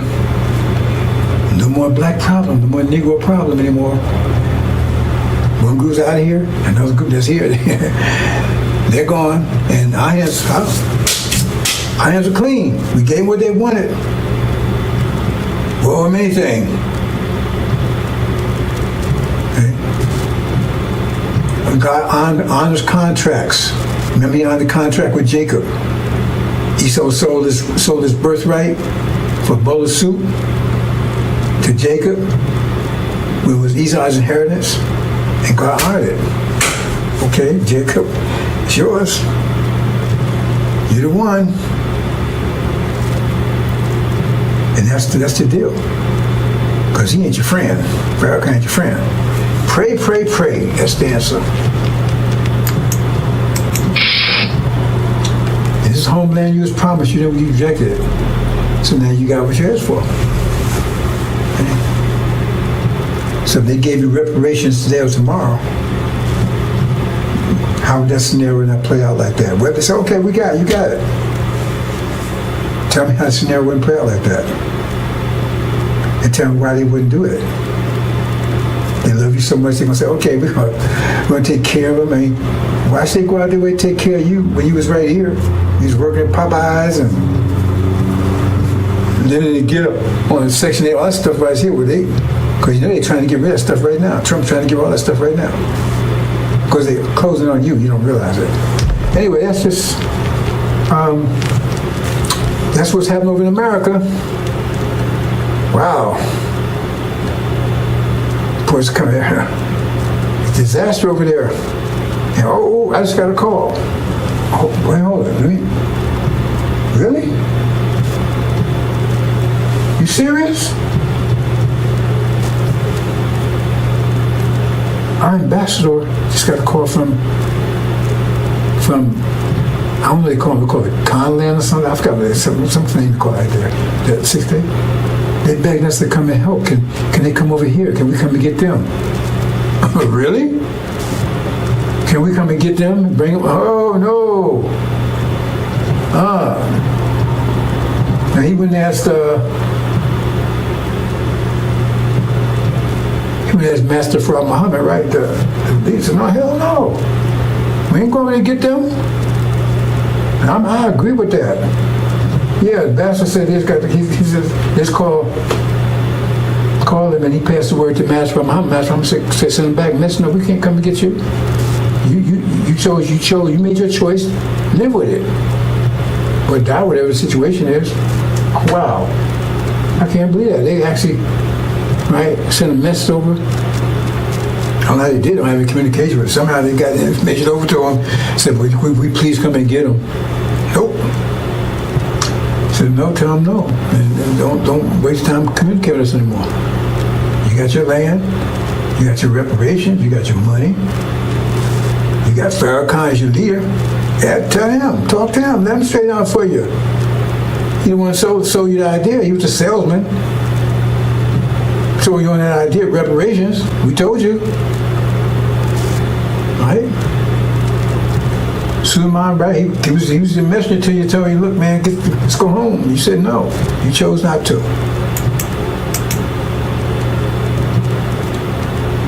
Okay, bro, since that's a sad story. But I guess that's it. Is that it? Well, so they might get any more reports on